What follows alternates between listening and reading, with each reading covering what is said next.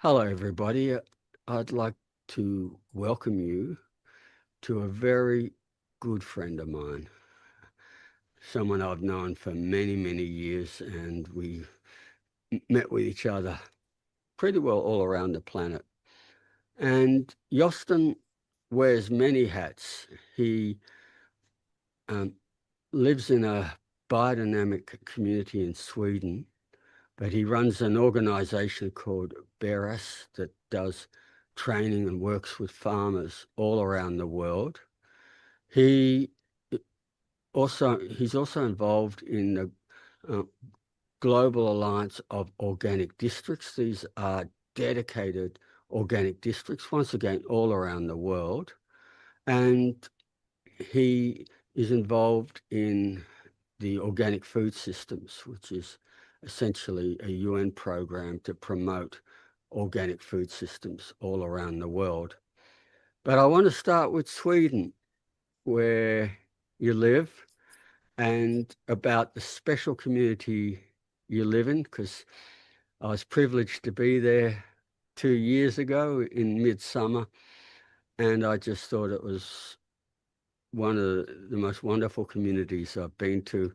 And I can't tell you how much I enjoyed the biodynamic dairy and the other products, and just the sense of peace and joy in this community. So, Jostein, welcome, and please introduce yourself and tell everybody about the special place where you live in Sweden. Thank you, Andre, and thank you for the introduction. And I must really say that friendship is what should guide our future now. Friends, that we are friends and really trust in each other and have the connectedness that we see globally. And also thank you for inviting me to speak to this fantastic initiative, the People Food Summit. It's really needed now in this world of democracy under threat and all the other things we are discovering. So I go directly where I am. This is so important that we are in a place, we connect to nature, we connect to people there.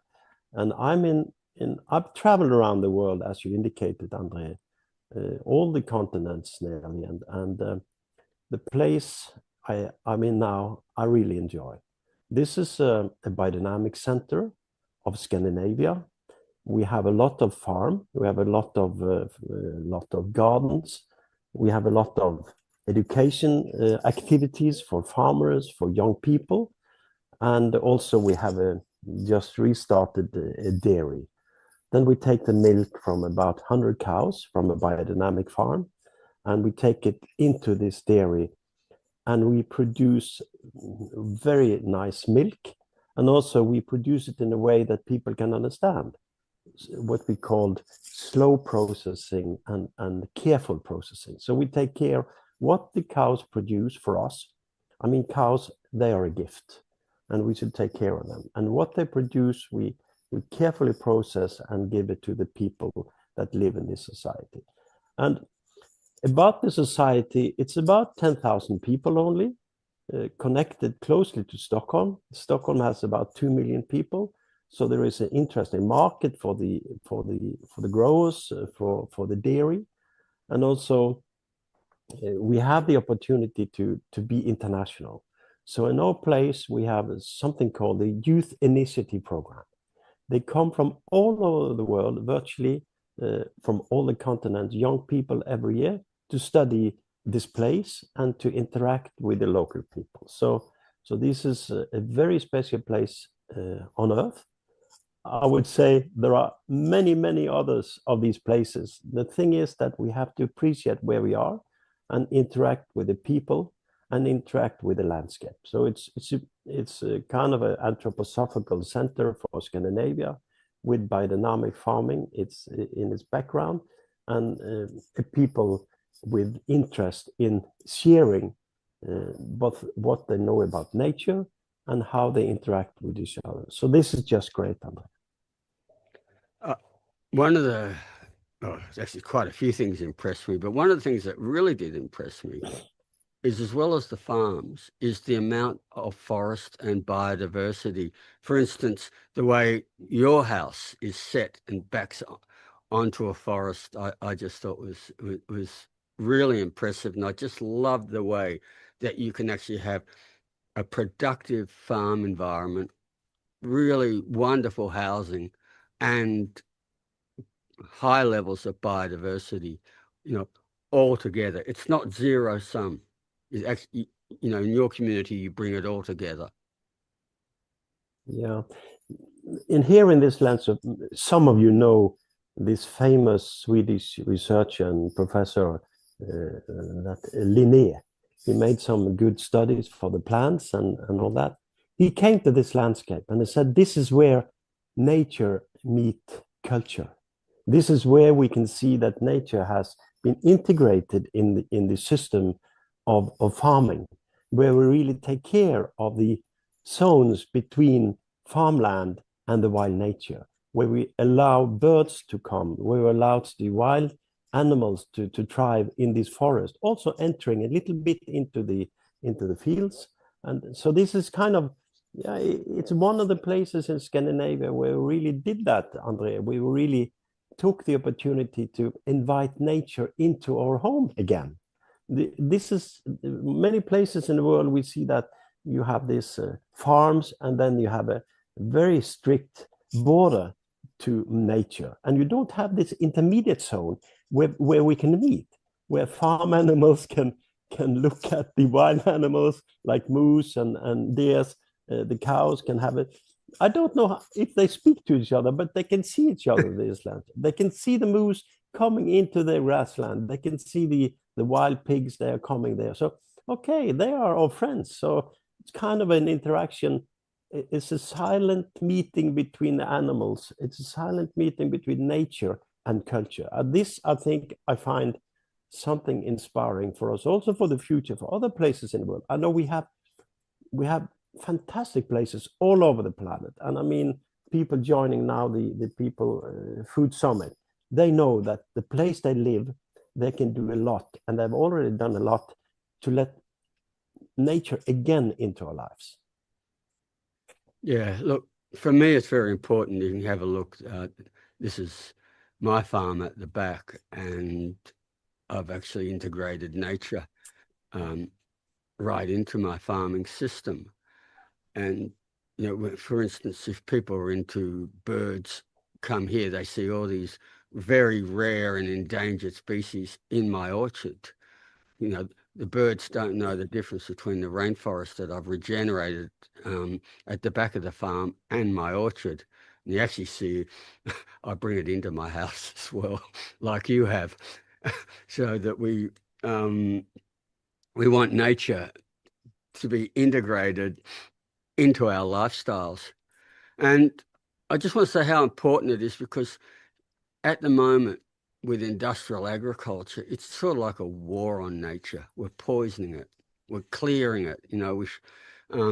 Wildlife is seen as a problem. Anything that is not our monoculture, any other plant is a weed, and we've got to nuke it, instead of looking at systems where we can actually increase biodiversity, both in terms of productive and natural biodiversity. And in the end, just how can you say, we actually produce more resilient systems, and we produce better quality food, and we end up with higher biodiversity.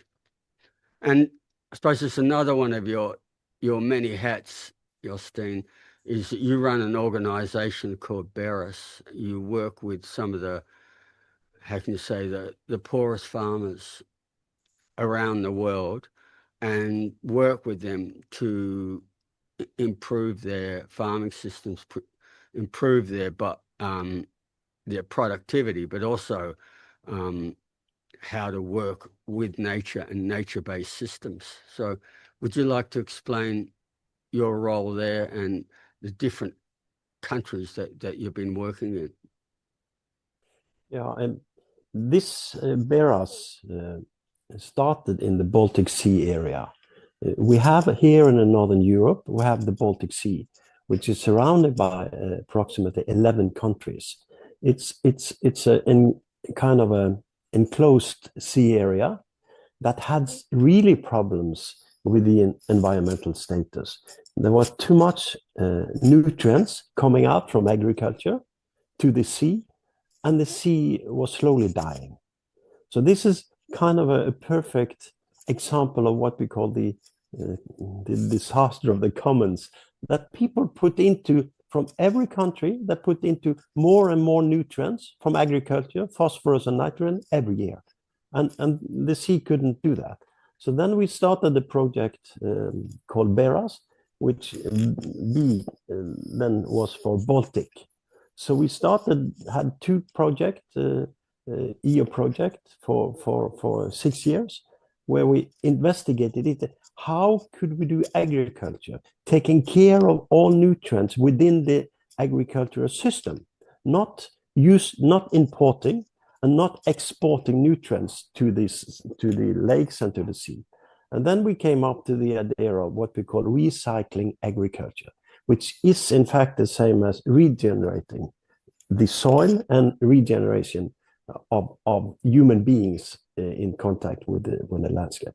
But then we saw that the concept we did for farming, for food, and for society, these three elements all together, we had the regeneration of agriculture, we had the food to save the Baltic, and we have what we call local sustainable food societies. We saw that this was maybe a global concept. Then I went to Dominican Republic. I was invited by the Ministry of Agriculture to the Dominican Republic. And then I talked about the Baltic Sea. They didn't know where it was. So then we had to change the BERAS name. We said that instead of the B for Baltic, we said building, ecological regenerating agriculture and society. So then we transformed it in one day. From I was supposed to have the speech. I had two speeches one day for some friends, and I used the word Baltic. They didn't understand a thing. And then when I presented it for the Department of Agriculture, I changed the B to building. So it was a global concept, what we're doing. And then I went around to Dominican Republic, fantastic people, fantastic countries, and also to Haiti. Haiti was very interesting. Very nice people, but they had just slashed and burned. So when you went from the border from Dominican Republic and over to Haiti, there were forests like you have in your background there in Dominican Republic, but the poor people in Haiti, they had to cut down everything to get food on the table. So then we discussed, they said they didn't have the resources to do anything else, but then we came to the conclusion the resources, we have two resources, people and nature. Take care of that, and then it could change.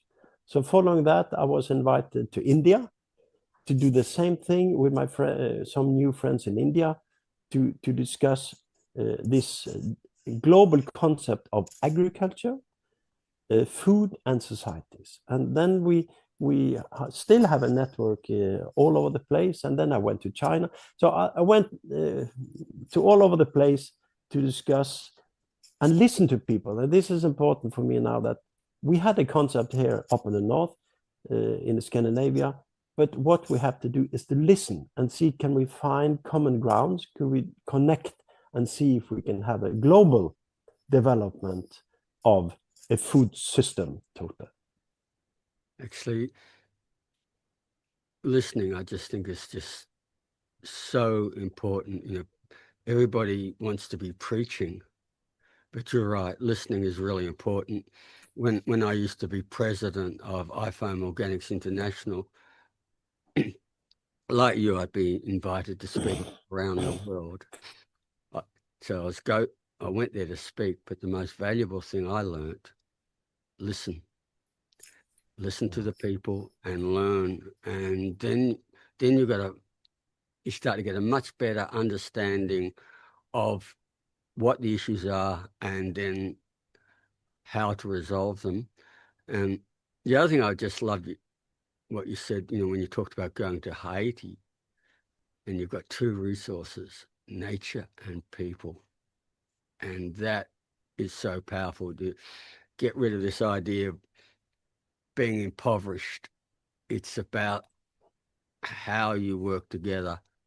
And I think that's well, use it as a segue to go into another one of your hats, something actually we're all involved in, and that's the Global Alliance of Organic Districts. I find that a really exciting concept, and you're very actively involved in that.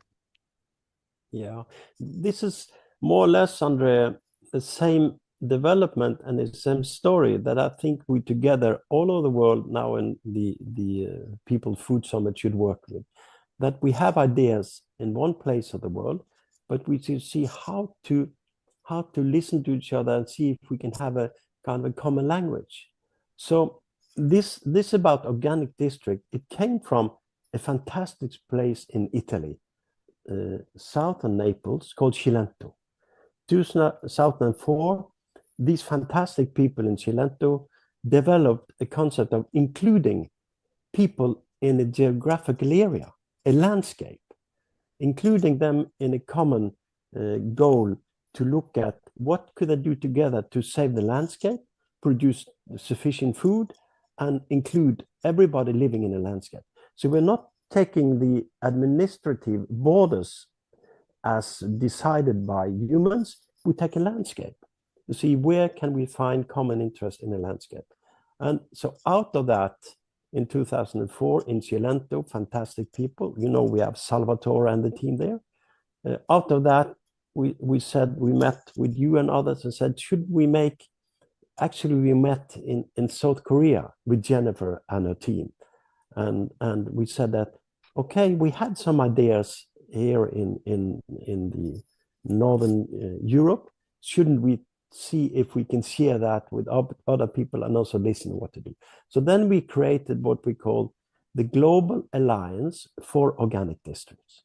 And this is now spreading around the world. So all over the place now, we are discussing with people, we are listening to people. How can we together build these inclusive communities? And it's always based on the organic principles of health, ecology, fairness, and care. And it's so important that we have some value-based development instead of only money and all that. We need, of course, money, we need resources, but as guiding us, we need these health, ecology, fairness, and care. So out of that, we built together the Global Alliance. And some of you went to China in September. And then in China, there are now plans for building 2 organic districts. And we have contacts also in South Africa. They would like to join there. And also in the Americas, where they, with some friends there, they would like to build these organic district, which is a landscape. It is taking nature into consideration, is inclusiveness for people, and also based on the organic principles. You mentioned the organic principles, the 4 principles: health, ecology, fairness, and care. And for us in Regeneration International, that's the 4 principles that we use when we talk about whether something is regenerative or the opposite of regenerative, degenerative. Those 4 principles are the clearest and easiest way to decide, is something a benefit? Are we regenerating environment? Are we regenerating health? Or are we degenerating it? And I just love the clearness and simplicity of it. So we firmly promote these 4 principles, and we want to see them as the basis of regenerative agriculture. We actually see it's much easier for people to understand this than, say, for instance, where agroecology will have 13 principles plus 5 levels. This actually becomes a nightmare for farmers. But what is so wonderful about these 4 principles is they're universal, so easy to get across. And so what I'd like to finish on is the principle of health and organic food systems, the work that you're doing with that to promote organic food, because I think that is also so important to get consumers, in fact, everybody aware about how important organic food is for our health, for our environment. And yeah, and this is kind of the basis for the what we call organic food system program. An organic food system program was created in 2015 in England. We came together there, a group of researchers and implementers to see what, and the question was, what could we do together for the world? Not could we do for ourselves. We posed the question in the middle of the room, what could we do together for the world? And then we said that we have some research that has been under communicated about the positive effect of organic food. It's been under communicated because companies like Syngenta and all these guys, they don't want to communicate the positive effect of non-pesticides food. And so we created this program, and we were invited to United Nations to present. Then they didn't quite like the O word. They said, couldn't you use another word except organic? No, this is not the case. So we had to argument for 1 year, and then we were let into the United Nations. So today, Organic Food System Program is a network, global network, and it's the most significant and I think the only wholehearted organic program in the whole of the United Nations. And what we do now, we try to advocate for and give scientific evidence that organic is very good for your health. It's without pesticides, and especially we are doing some research in France. It's called the Bionutrient Santé, and it's amazing results. In France they have grown-up people joining this study, about 150,000, a group of 150,000 being investigated for 10 years. And we see that people eating more than 60% organic in their dietary patterns have up to 50% less of the communicated diseases like heart diseases and so on. So we find that we have very significant results in eating organic. And the next phase is also that it's not eating organic, but we're looking what kind of lifestyle. yeah, Because what we're doing boils down not only to how we produce, how we farm, how we eat. It also boils down to lifestyle. So what you said now, Andre, about the principles of health, ecology, fairness, and care is a hint and a way of a new lifestyle that really can save our planet, take care of nature and people at the same time. Because this leads deeper down, as also in iFarm Organics, it's lifestyle. We had the Organic 3.0, which actually first time we met was, I remember, in South Korea in Busan. And then we talked about also lifestyle. That Organic 3.0, all the 4 principles boils down to a new lifestyle, a new way of doing inclusiveness, a new way of connecting to nature. And for me, organic is more and more a lifestyle, accepting people, accepting all the differences in the world, and that we have to find something together that could lead for the future, also as beacons for the young generation to see there is an alternative. The alternative is organic. I'm glad you mentioned Organic 3.0 because the whole purpose of that was to reposition organic agriculture as a lighthouse of change, and which we believe it should be. And it's not just, say, large monocultures of grains or whatever produced without chemicals. It's actually to talk about the bigger picture on how we can use organic in production, in our lifestyles, but also in our attitudes towards other people, towards big picture issues like poverty, like climate change, like the loss of democracy, the loss of fairness. This is what we tried to do. But like you found with the UN, when we started using the O word, Yeah. we ended up with a incredible resistance. So when we chose regenerative as a neutral word without baggage, and that has worked really well.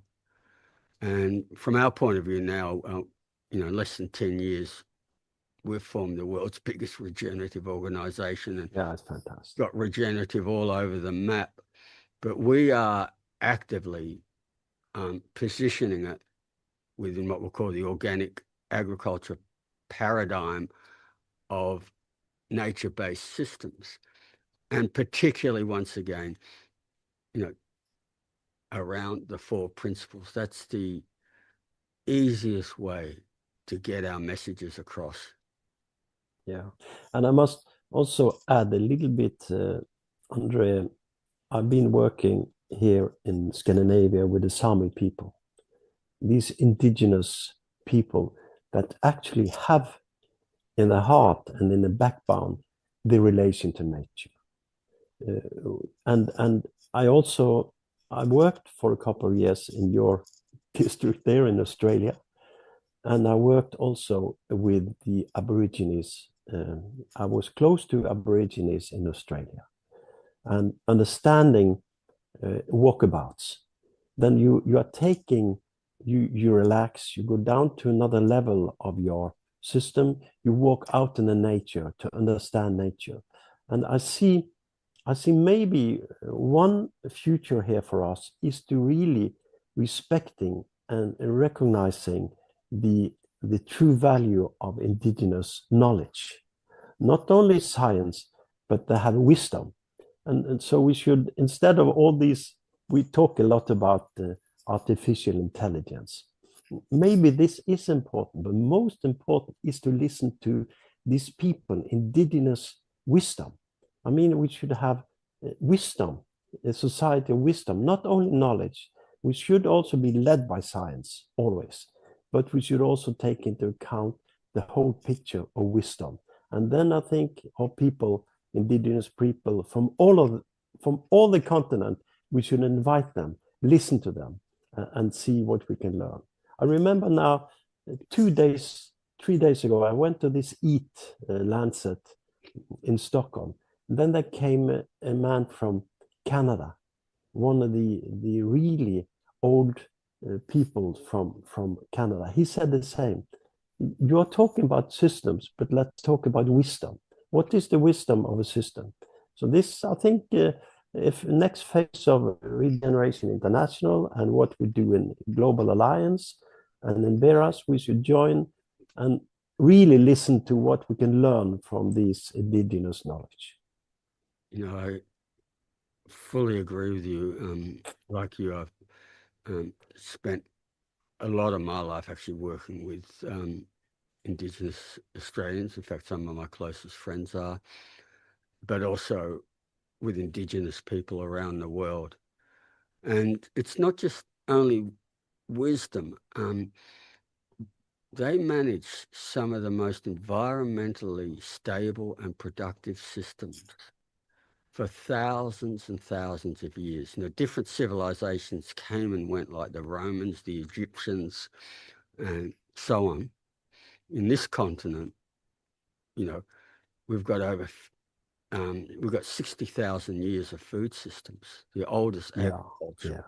And we've got the evidence to prove it. We've actually got the oldest megalithic buildings built by Aboriginal people continuously lived on for 52,000 years.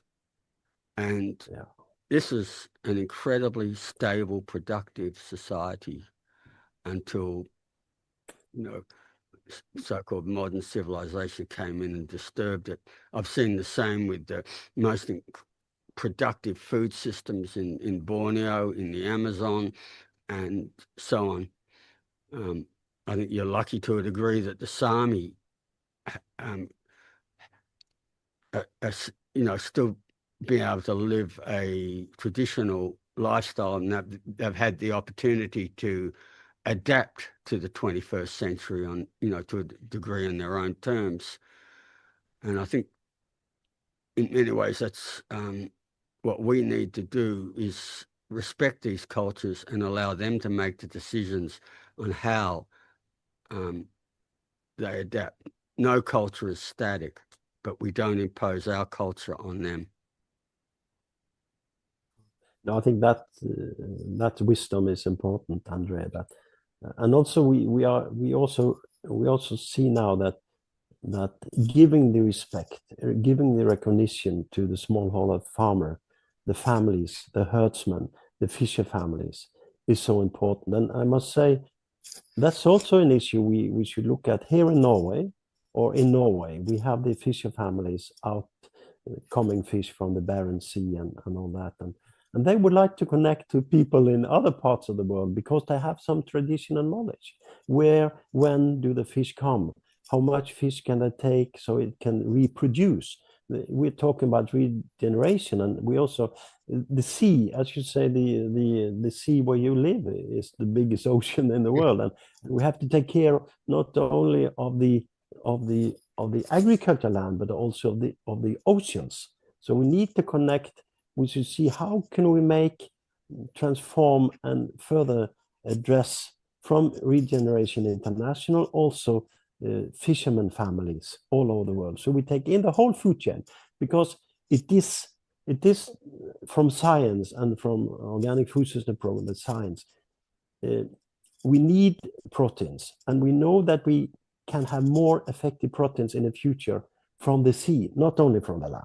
So this, I think, could be so interesting to see the fisher families, see how to include that in our group.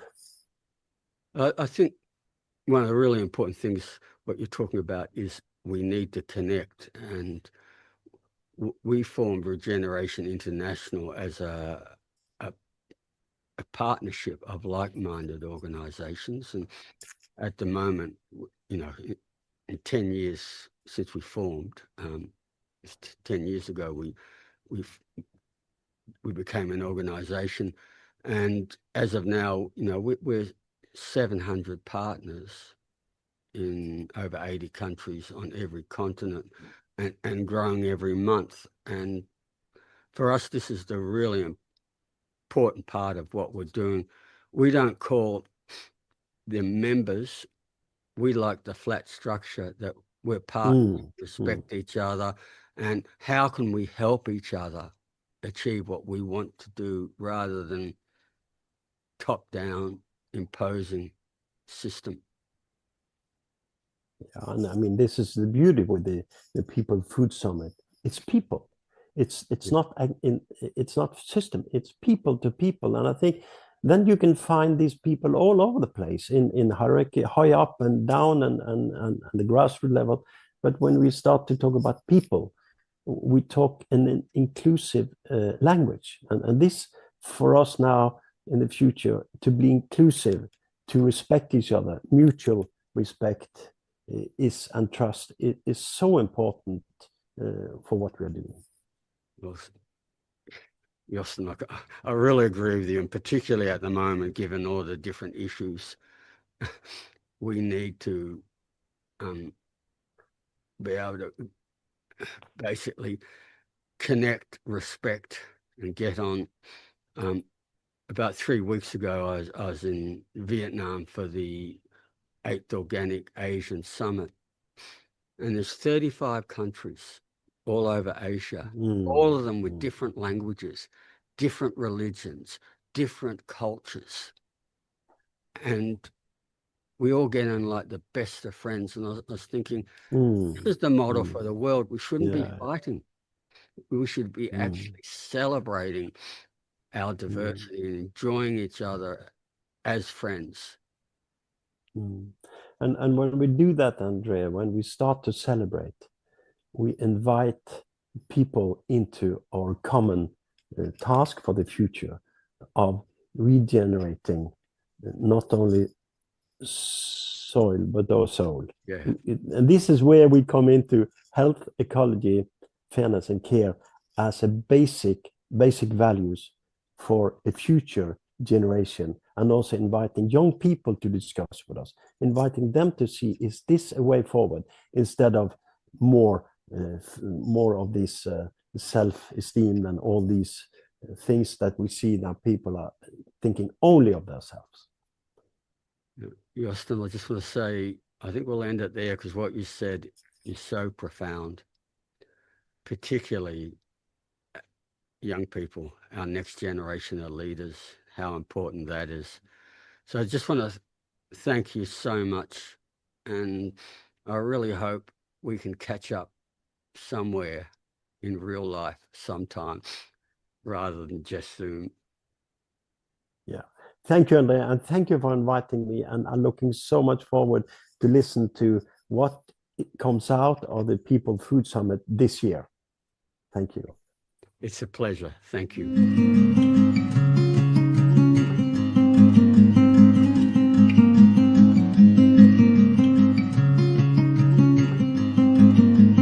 Everybody, and once again, welcome to the People's Food Summit.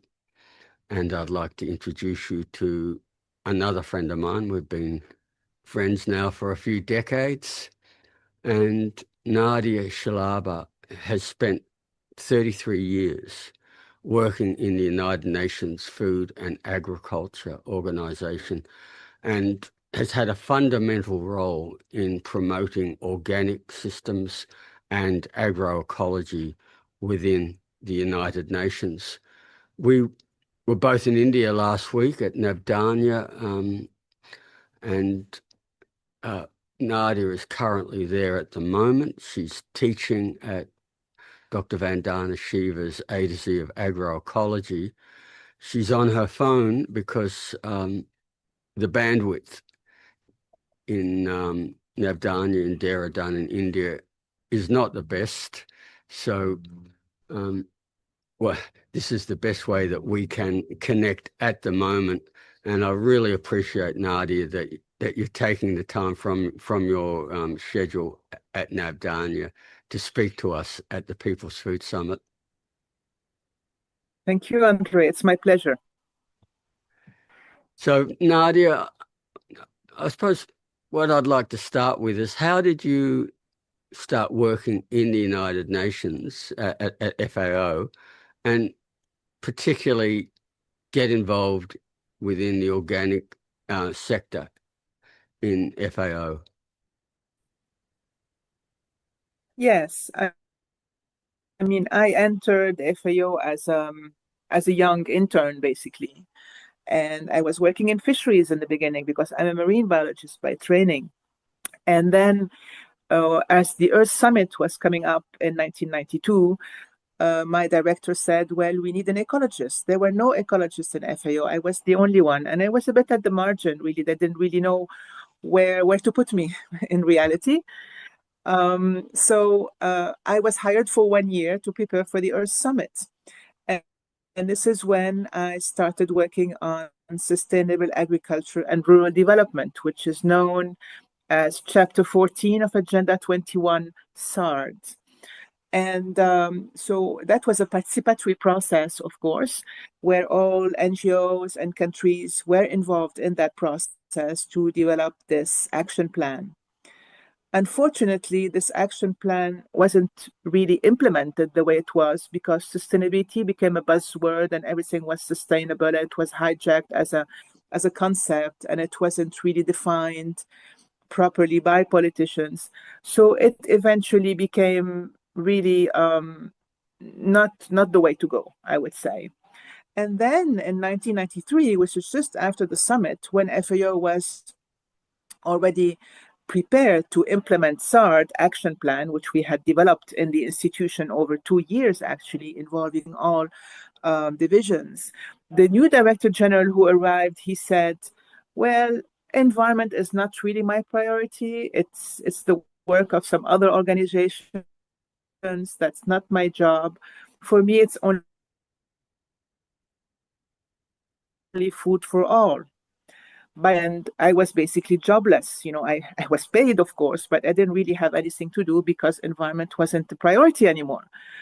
So I thought, well, okay, so I'm going to start working on organic agriculture because it's the only system that does produce food in an ecologically sound manner. But of course, not being an agronomist, not being an organic specialist, I didn't really know. So I invited FEEBLE. FEEBLE is the Research Institute for Organic Farming Research, to come and give a training over 1 week for FAO staff on organic agriculture. And this is how we started. And that was already in 94, 95, 96, 97. But we had a lot of discussions and debate within the organization that organic wasn't really something which can be proposed to government because it's flower power. I mean, it wasn't really considered as a real science. And the work was systematically laughed at as not really something serious. So I thought, okay, considering the situation, let's ask countries what they think about it. Member countries means representative of 192 governments who send their Ministry of Agriculture representative to FAO, to the Committee on Agriculture, once every 2 years. So in 1999, I have put on the agenda of the Committee on Agriculture, organic agriculture. And to this purpose, I had to prepare a discussion document for countries to consider and take a decision. Doing this document was really an undertaking because I was challenged on every single ground that this wasn't scientific. I was a bad scientist. And actually, I wasn't alone doing it. I was working with Kathleen Merrigan. Kathleen Merrigan had academic exchange contract, and she came to FAO to help me on that. And she is the one who drafted the organic standard in the US and lately became the deputy of agriculture, secretary of UN of agriculture, actually, yes. So she had a very important position, much more than FAO actually in the world. But then she wasn't there yet, but she had drafted the American standard. We were working together and we were accused of not being able really to do the work properly. It was a very, very difficult process. But this very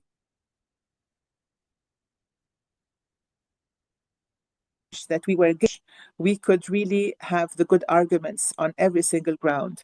And the main argument was really that many developing countries are organic agriculture by default. It's not certified, but they have polyculture, they have very good systems. They could improve it and start exporting and getting a price premium on their produce. So this opportunity for developing country to be able to enter northern market with a price premium was really what convinced the representative who came to the meeting, and the document was accepted unanimously, which was a surprise for everybody. And it was a victory in a way, that we had it on the agenda finally in 1999. But my direct director came to me and said, okay, you want to work on organic agriculture, go ahead and do it, but no staff, no funding, just do it. So I was deprived of any means except my own time. So my way of working was always through networking.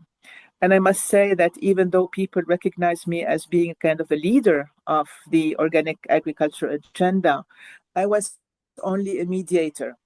Every time that I was challenged with a question, or even I received a technical question on how to address certain problems in organic agriculture system, I had my network, starting with IFOM network, with all people like you and many others, and also the FEEBLE network of the Research Institute. So I would put the question on email, and within half an hour, I would have answers from at least 2-3 people to any question that was posed to me. So all of a sudden, I became like the center of knowledge on organic agriculture, even though I wasn't the specialist, I should say, because I was representing this majority of silent people who were proponents of organic agriculture. On the work side, I had many young people coming to me and offering their time free of charge. So in FAO, it was a bit of a problem to have these young people coming without a contract. And they had to start the volunteers program because there was this Nadia problem. What do we do with all these young people? Because, for social security purposes, they needed to have some type of contract. So I had tens and tens of young people coming and helping me with the work. And I was able to do lots of things because of this workforce which was there. And at the same time, countries started making requests, let's have a technical cooperation project on organic agriculture. So we started having projects all over the world to develop organic agriculture. And it was always done in networking with the organic community, the whole organic community. The beauty of it is that many of my friends would kind of use the document produced by FAO on organic agriculture to go to their own minister and say, listen, FAO is saying this can be done, so you have to help us doing it. So it was empowering people because it was coming from the UN. And this is how the whole program developed. And we had different projects, of course, but maybe the main one was in 2006, 2007, actually, when I organized the conference on organic agriculture and food security. Because if up to 2006, most of the conversation on organic agriculture was about the ecological soundness, there was no recognition of its contribution to food security. So when the conference on food security was happening, again, it was a major undertaking and a collective exercise to bring all the evidence forward and discuss it. And I had requested that each division director within FAO of all divisions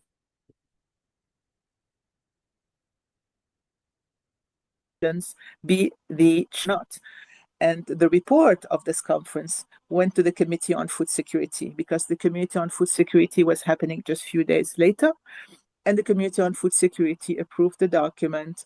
They had, to be frank, they had some question about extra labor that would bring to women, for example. But they said, we see a potential, for improving food security, but we want to look more at the labor aspects of it. So we had an approval again from another committee, which was a very strong committee, actually, in terms of organic agriculture project. And so on. I mean, I could say many other stories. Yeah, look, Nadia, I just want to say your role is really important. Part of it, I should have mentioned in my introduction, you're Dr. Nadia Scialabba. You've got a PhD in environmental sciences, and you've written a lot of peer-reviewed papers as well. And those, those documents actually do have weight, and I've seen the way they've had weight. The other one which you mentioned is you're very good at networking, bringing us all together. So some of the examples, I think one of the ones that was really important is we, under your auspices at FAO, we had the roundtable on organic agriculture and climate change. And that was a very important document with the research that we got out of it. A very important, committee that we. Yeah, I think the roundtable on climate change was extremely interesting. It did put different experts together to put their collective effort into a very interesting document that came out of it, also on demonstrating scientifically that if the whole of agriculture in the world became organic, we would be mitigating all the greenhouse gases. And what happened just recently, actually, in 2000, a review on organic agriculture and climate, it was the evidence as of 2010 to one of the Springer important papers on agriculture. And they wrote to me now and they said, well, this paper that you wrote in 2010 is the most cited paper of our journal.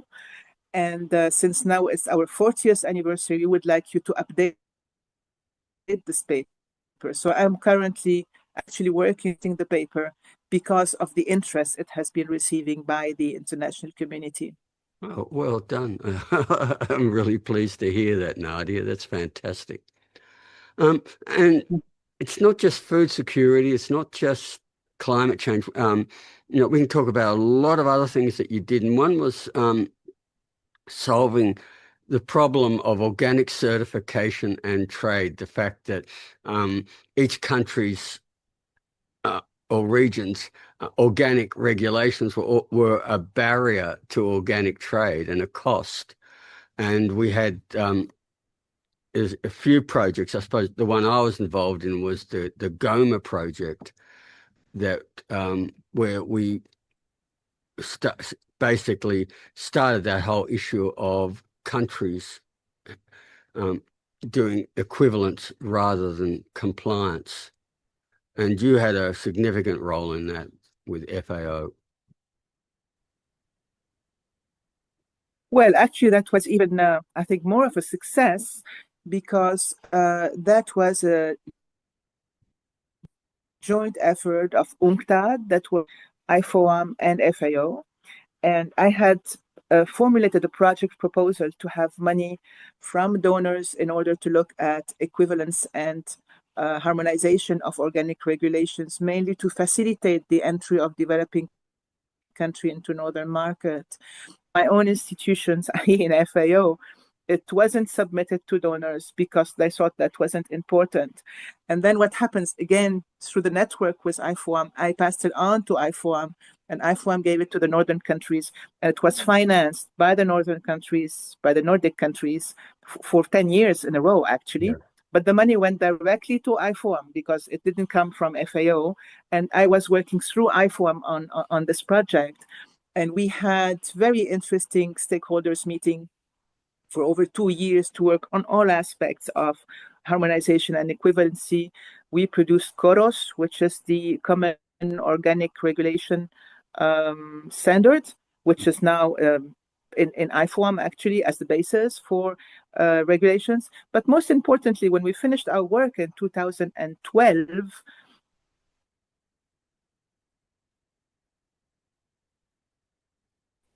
by then, the EU standard, our equivalency tool and the KOROS tool, as they put it in the footnote in their standard, so it was recognized.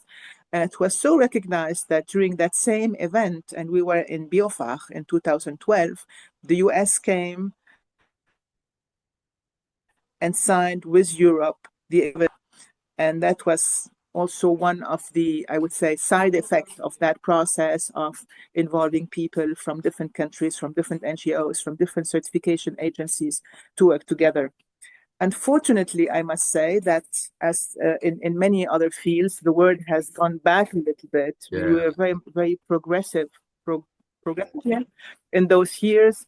And the whole equivalency issue has taken a step back with countries. Now they all want harmonization, which is a bit unfortunate, but I think that the politics in the world has been developing at its own pace, and it's something we cannot really do much about it. Yeah, well, for me, this is a role that the current World Board of IFOAM should be taking up, but they're not. In our time, we did a lot of work. Admittedly, too, also at that time, we had Catherine Merrigan again. She was the Deputy Secretary of Agriculture in the US. And, what's his name, who was the Commissioner for Agriculture. She was the one who signed the agreement with the EU. Exactly. Yeah, exactly. She came to BioFach. And so yes. That, to have someone like her who at her position in the US was significant, but her whole role in the US was very significant. But what we achieved at BioFach was the two largest organic markets in the world signing equivalents.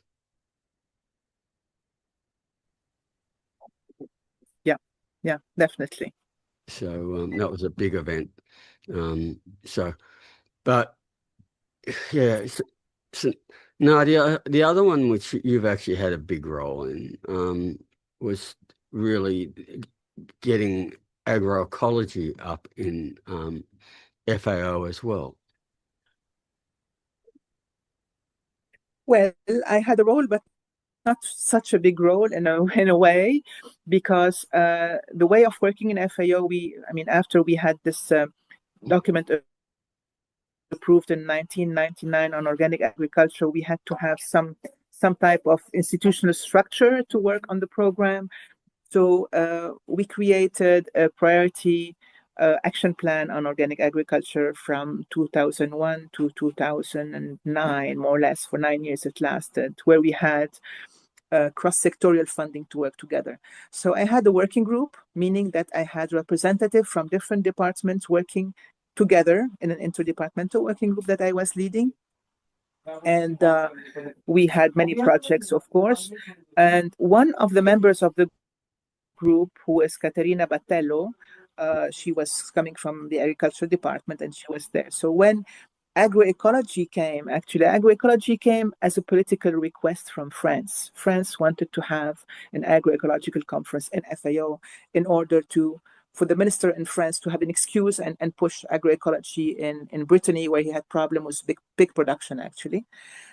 So FAO took the decision at the request of the French government to have this conference. And I did not want to really be the one leading the agroecological work in FAO because it wasn't defined. I prefer to remain within the organic envelope, I would say, where you know exactly what you're talking about, what is allowed and what's not allowed. And during those years, agroecology wasn't defined, and some people still thought that they could use some GMOs, for example, you know. So I did not really want to be on both sides. So Katerina, who was part of my group, she took the lead in FAO on agroecology. So I was helping her indirectly behind the scene on substance, if you wish, but the political agenda is something which I have never really espoused on my own. Yeah, Katerina organized through the sponsorship of France, FAO's first agroecological conference. And I remember afterwards having the meetings trying to define it, because in that conference you had people just presenting industrial pesticide agriculture as agroecology. And it was after that event that they started to define it, although how can you say, FAO might have one, or Katerina, but there's so many other definitions. Anyway, that's another story. The other thing I just want to say now. Things improved really, but I wasn't the one leading it. Sorry? Yeah, but I'm saying that things improved eventually, but yeah, I agree. What I want to talk about now, you've retired from FAO, and now you're very active with Nadia International, and I'd just be interested to hear exactly how you're going with that. Yeah, I am part of the board of Nadia International, which is based in Italy, and the project where we had most activities in the past 3 years now was training school children and grown-ups on farms on agroecology, different forms of agroecology, of course. So I've been participating in this training, and I'm part of the board, of course. And when it comes to Navdanya India, I, like you, come to this Navdanya farm every year between September and October and give courses to students. And yesterday I finished my part. I did 3 days of course, and it was mainly on quantum consciousness, actually, the first few days.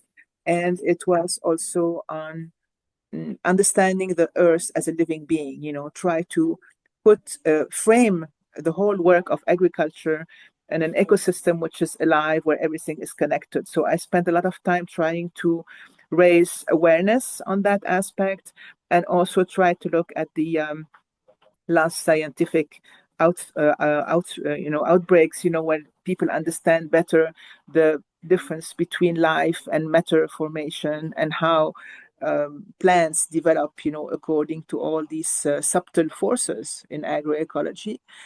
And the last day was dedicated to biodynamic agriculture, and that was nice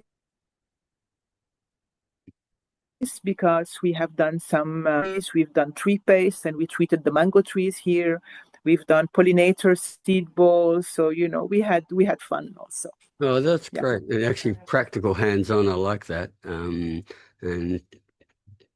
teaching people about BD, it's just great. They're a great group of students, aren't they? I really enjoyed. They are very committed and very interested. I mean, I look at it as I'm speaking, it really gives me a lot of energy because they are curious, they're intelligent, they want to do, they're doers. Yeah. Yeah. I see them as our future leaders, Nadia. Yeah. I hope so. Yeah. Anyway, look, Nadia, I think the connection is not the best at the moment, and I really appreciate you taking the time and speaking to us. And I just want to say that from my point of view, you're one of our unsung heroes. People don't actually realize the importance of what you've done. This whole thing about how one person who is focused and strong can influence and have so much influence. And to think of what you've done in the United Nations, I can't think of anyone who's done more for our sector than you. And I think we owe you a big thank you for that, Nadia. So I wouldn't have been able to do anything without you guys out there, the silent majority. Yeah, that's why we're all friends, Nadia. We work together. So Nadia, thank you. I really look forward to catching up either back in Italy or in India or somewhere else on the planet. So ciao. Mm-hmm. Okay. Thanks very much for this chat, and all the best. Bye.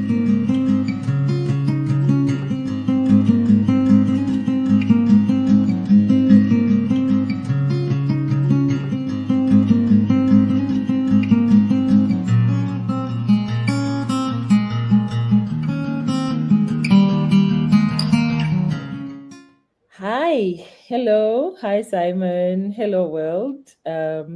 It's World Food Day, and we are privileged to host Simon Kraemer. Simon grew up in the German agri-food system. He's the son of a butcher and a chef. He grew up right in the middle of the food system. He's a trained political agroeconomist, co-midwife, and executive director of the European Alliance for Regenerative Agriculture, which is a pan-European and direct democratic regenerative farmer association. He has years of experience in public and private sector consulting, agri-food sustainability. Simon is convinced that the women, the youth, and regenerating farmers are the key to regenerating the future. I like that, Simon. He also lives and learns in his farm. He's a farmer now based in Sicily. We had a privilege of hosting Simon last year, I think when the Alliance was still very new. But I also had another privilege of meeting Simon in person this year in Brussels, yes, in May, at the Global Alliance for the Future of Food Summit.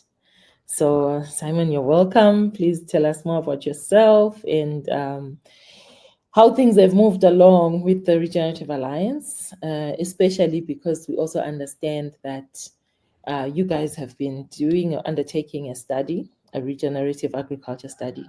So we're really keen to learn more about your findings and everything. Yeah, thank you so much for welcoming us again and having me, Precious. Yes, also was amazing meeting you in Brussels this year, and we are still relatively young, I would say, and since the very beginning, fiercely supported by Regeneration International and all your great spirits, and also Andre was again part of consulting and helping us with the study. And we are now in our third year. We have our annual gathering coming up in December. And this year we had also, I'll show you some details on that of our Regenerating Europe tour. So yeah, we had the great privilege of traveling to meeting a lot of farmers on different agroecology conferences in Groundswell in Portugal, in the UK.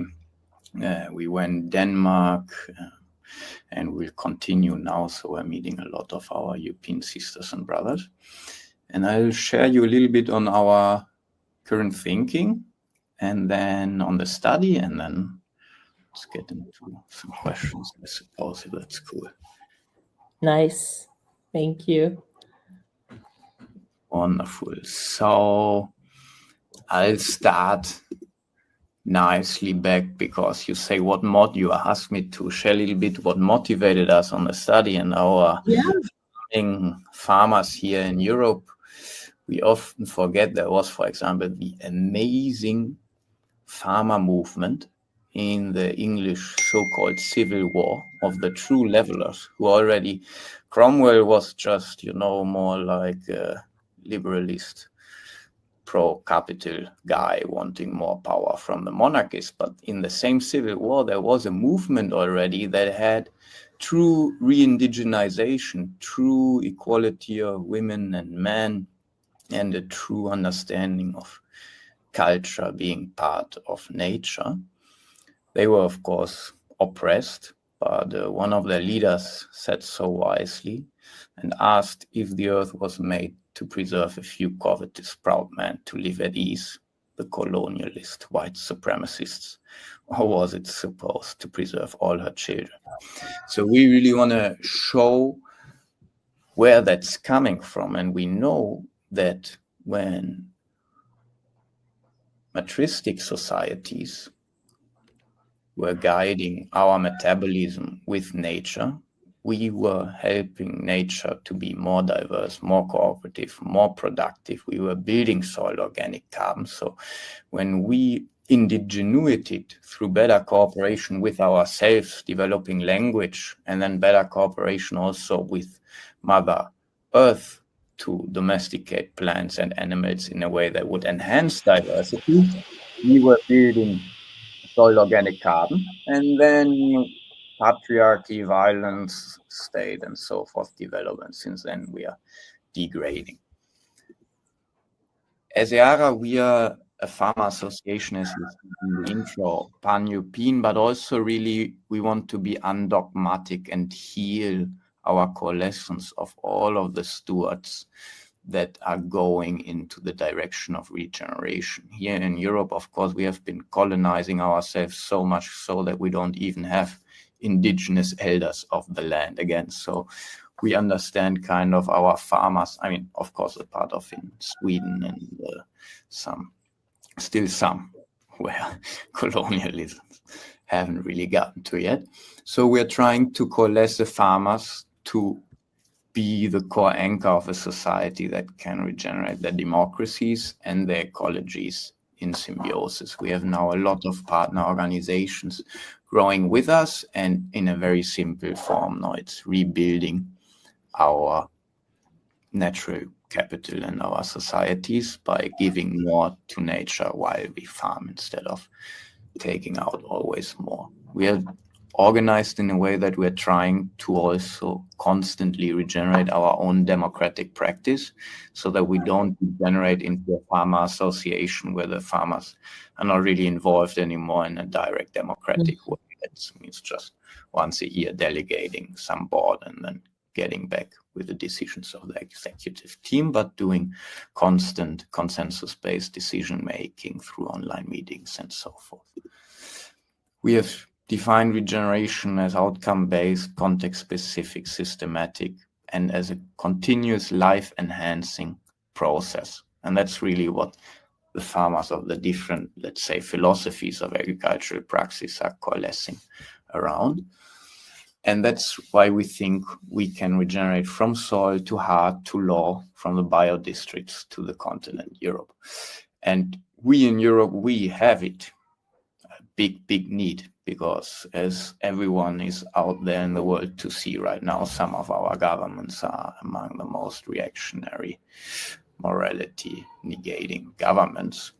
And that's because our societies are segregated, kind of how our most degraded soil microbiomes, highly competitive, highly centralized, and thereby degrading. Whereas we see on the other side, if we have really healthy soil microbiomes, we are a diversity of cooperating multitude. And we see now in the words that,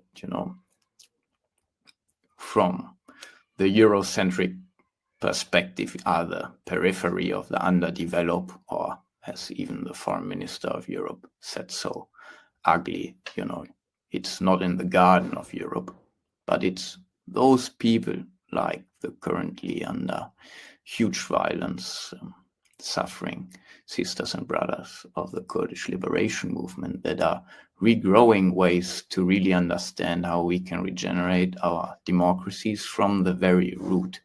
And that's the same that we are trying to do with our ecosystems too.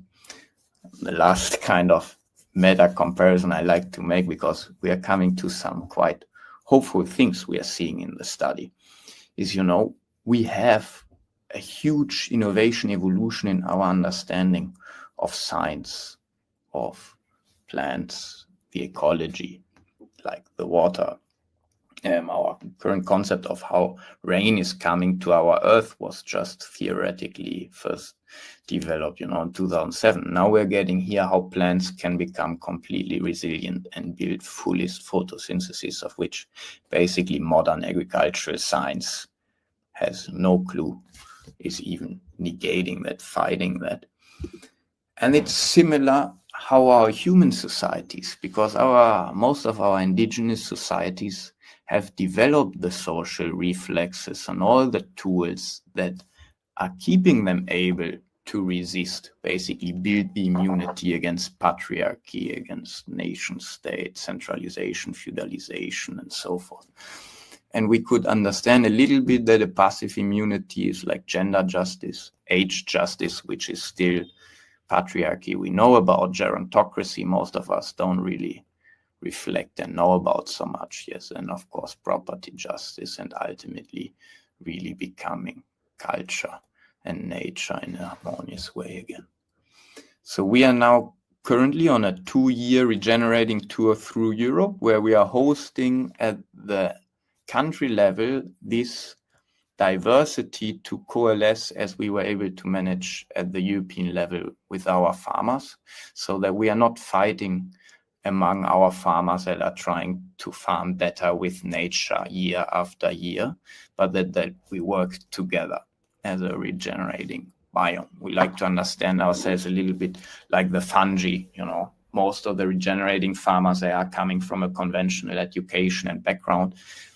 Ultimately, they are learning again how the mycorrhiza, how the cooperation enablers of our soil microbiomes are missing in ecosystems. We have been in Copenhagen, in Portugal, and the UK, and we'll go then on to Rome and Berlin. And then next year we are continuing. Of course, it's also a constant kind of fundraising endeavor. We are also, in that sense, when we are facing and doing our standard lobbying work, collaborating with organizations sometimes absolutely not known for regeneration and having a serious track record of degradation.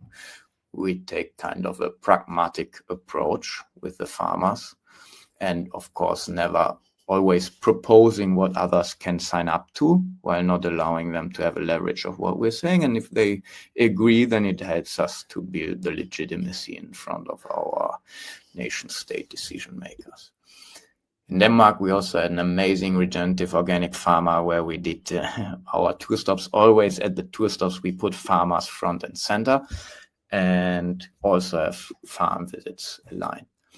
Then to come to the practical terms of what we try to show in the study is really in Europe, we have the most escalating land prices anywhere. So for normal farmers, family farmers, young new entry farmers, to keep access to land to farm arguably is the most difficult here.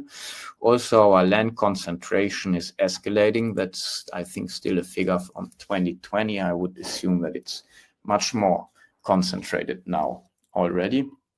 Then also in Europe, in the last years, of all the money that we, the people, spent on food, what actually arrives at the farmer's door has been decreasing massively over the last years. And obviously, as a result of that, the number of people in Europe who are farming is decreasing and almost halving again in the next 15 years. And now we have climate change. So many in Europe are quite proud in the agricultural scene and system of our super high yields. They are now showing their full fragility because most of them, of course, until now being completely reliant on the standard green revolution agricultural treadmill innovations. So we set out with the research that at the same time was supposed to give education. So we have been discussing in many papers, a policy paper, a white paper. Now we have published the research and also an opinion with the European Economic and Social Committee, which is kind of the consensus organ of the European Union of the civil societies and trade unions. So that's actually a very great document in terms of cross-sectoral intersectional consensus on regenerative agriculture in Europe. We set out with the research to really disprove what people still believe is unchallenged assumption in agricultural science, in policy discourse, and also among many conventional farmers here in Europe. Namely, that if we would want to reduce the inputs that we know that harm nature, like synthetic fertilizers, pesticides, or deep mechanical soil disturbance, we here in Europe would necessarily have to take a cut, so a reduction in our productivity, both in yields and the income for farmers. And we set out to show that that's not the case.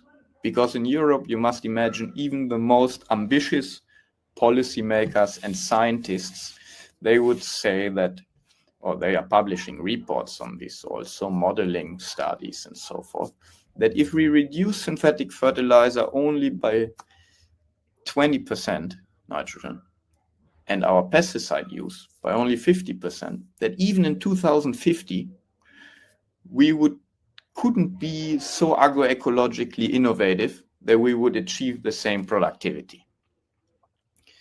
So really, we set out to show that that's complete BS and that our best farmers today are already far better than they can achieve the farmers being in 2050.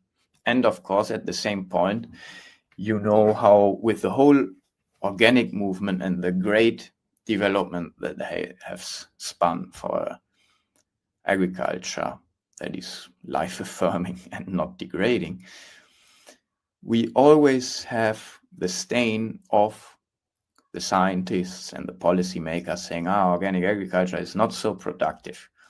Like in yields and stuff, you usually have like 50% less in standard arable crops, at least in our high-yielding regions, in what they euphemistically call the mature agricultural sectors. And we want to show to the world systematically that we are making a new innovative leap in humanity's agricultural evolution. And this innovative leap is indigenuated by the farmers themselves, not by corporations, not by some laboratories or the bureaucrats or the scientists.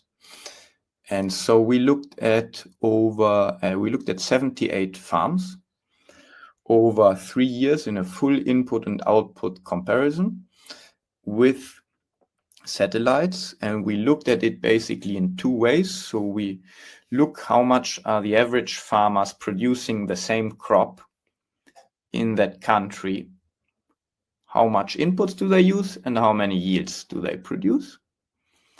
And then we also compared for ecosystem services each field to 3 random fields in the same pedoclimatic and land use category context to show how much better the pioneering farmers are for drought resistance, for infiltration capacity when we had climate change, rain events, and so forth. And we had, in the end, I think about 60 independent researchers from all over the world signing up in our self-made peer review process, among them Andre also. And we are amazed by the results. We didn't know the results coming up, but I think for all of us, the farmers of the world, it shows where we can go, and it's only the beginning. So what we show, we then, of course, we didn't only look at organic farmers, but we also looked at the farmers who are part of EARA, for example, who are clearly advancing on their strategy to reduce inputs year over year, to have a kind of soft landing or processual approach towards regenerative organic agriculture. And we show that already today, we basically have the same yields in kilocalories and proteins per hectare, but we use 60% less synthetic fertilizer in nitrogen, whereas the scientists and so forth would say not even 20% reduction is possible. Then we reduce in total toxicity load the pesticides by 75%. And the farmers, obviously using less inputs, among them also less fuel, have more money for themselves. And now comes the real interesting thing. Our farmers achieved the same yields as the average farmers, but almost only with feed from their own region and country. No feed imported from outside of Europe. So also a completely self-sustaining system that then also, as we assume, wouldn't be needed on dumping some fake cheap products somewhere else at the cost of other farmers somewhere else. And ultimately, in photosynthesis and soil cover, almost a quarter better than the region, and plant diversity. We still have a lot of doing to improve further our methodology, and we're working on a second phase. But I would not go into the details of the methodology with you, just show a little bit now. Yeah, so just one moment to really like pause at the results. Can you go back? Yes. A little bit. So this is really amazing. First of all, this needs to be shared broadly to just beyond Europe, because I think you guys here are trailblazing. Like you say that, you know, people doubt a lot our ways of farming, regenerative agriculture. And also we doubt because it's probably the fear of the unknown, or the fear of transitioning from our comfort zones that are not even comfortable, because as you are saying, it's expensive, you spend a lot more, and you still get the same yields as a regenerative farmer who is in fact saving more money and eventually gets better. So yeah, I just wanted, to maybe pause here and see if you guys are using any other platforms to share. I know through Andre, who's also International Director at Regeneration International, your results could really be amazing to stir up other farmers to consider the transitioning. And like you say, I think because this is a first journey, you've already boldly said that, you know, methodology needs to be improved. But you know what? Results are results. So yeah, just wanted to throw that comment in and see if there's a plan to share these amazing findings first. Yeah. We did, I think it was published in end of June. So I think we can do a second wave, because I totally agree with you. I mean, there's one thing we say in the study, and yeah, methodologically improved is because we have a hopefully healthy understanding of constructive criticism as the best way for regenerating forward. Also to excite all of humanity, because what are we getting excited now? Oh yeah, we have better computer chips, so we are having AI, so we can maybe grow into superhumans. And why do we get so excited about that? Because we look at the most amazing computer chip out there and look where the best computer chip was 5 years ago. But in agriculture, all the time, we just look at the average chip that we all have in our phones. We look at the average chip of the farmers out there. Instead, if we look at the pioneering farmers who are leading the innovation, we can say, whoa, there's a path to re-indigenizing ourselves everywhere by embracing collaboration with the farmers who are relearning a new sophistication of cooperating with nature. Amazing. And with these findings, I mean, it's truly revolutionary. Was there anything that shook you, or you expected these kind of outcomes? I was very much hoping for these kinds of outcomes. Of course, we are here in Europe now working for a long time, so we get a feeling for our mismanagement and basically of the methodological criticism of the rest that is produced, let's say. Mm-hmm. But I will show some figures. I'll show some examples, and then I show what was the most amazing surprise that we didn't even know could be there. And then I will be ending on that, because that's, I think. Good. Okay, let's progress. Thanks, Simon. Thanks. This is beautiful. Go, you can continue.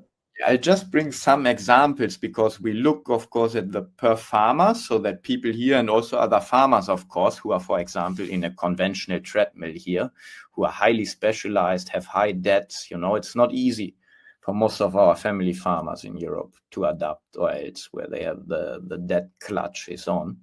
So, for example, with sugar beet farmers, they have usually long agreements, highly specialized machinery, so they can't just stop producing sugar beets tomorrow.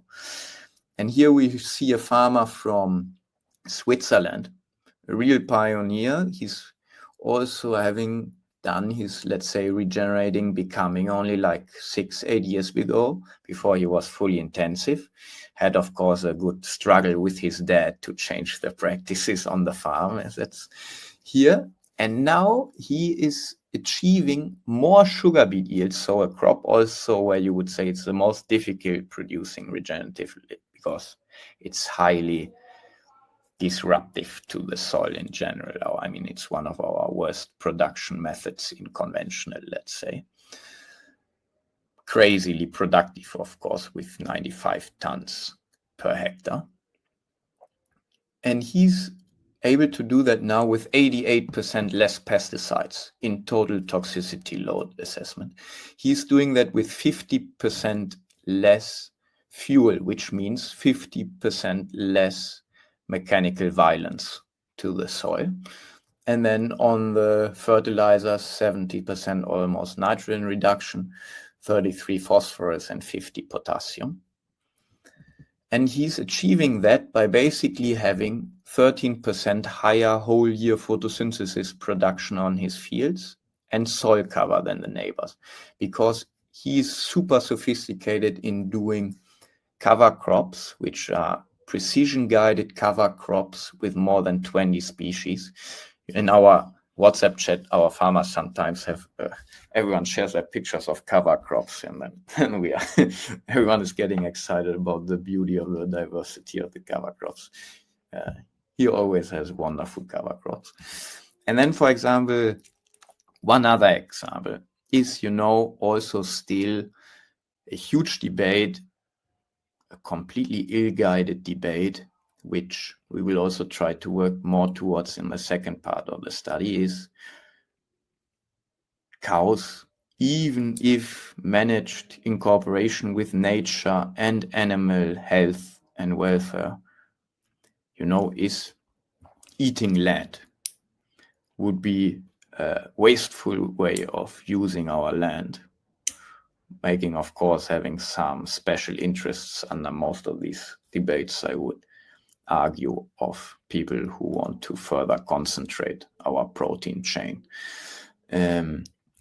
And Christine is a wonderful pioneer in southern Germany of holistic management or adaptive multi-paddock grazing and so forth.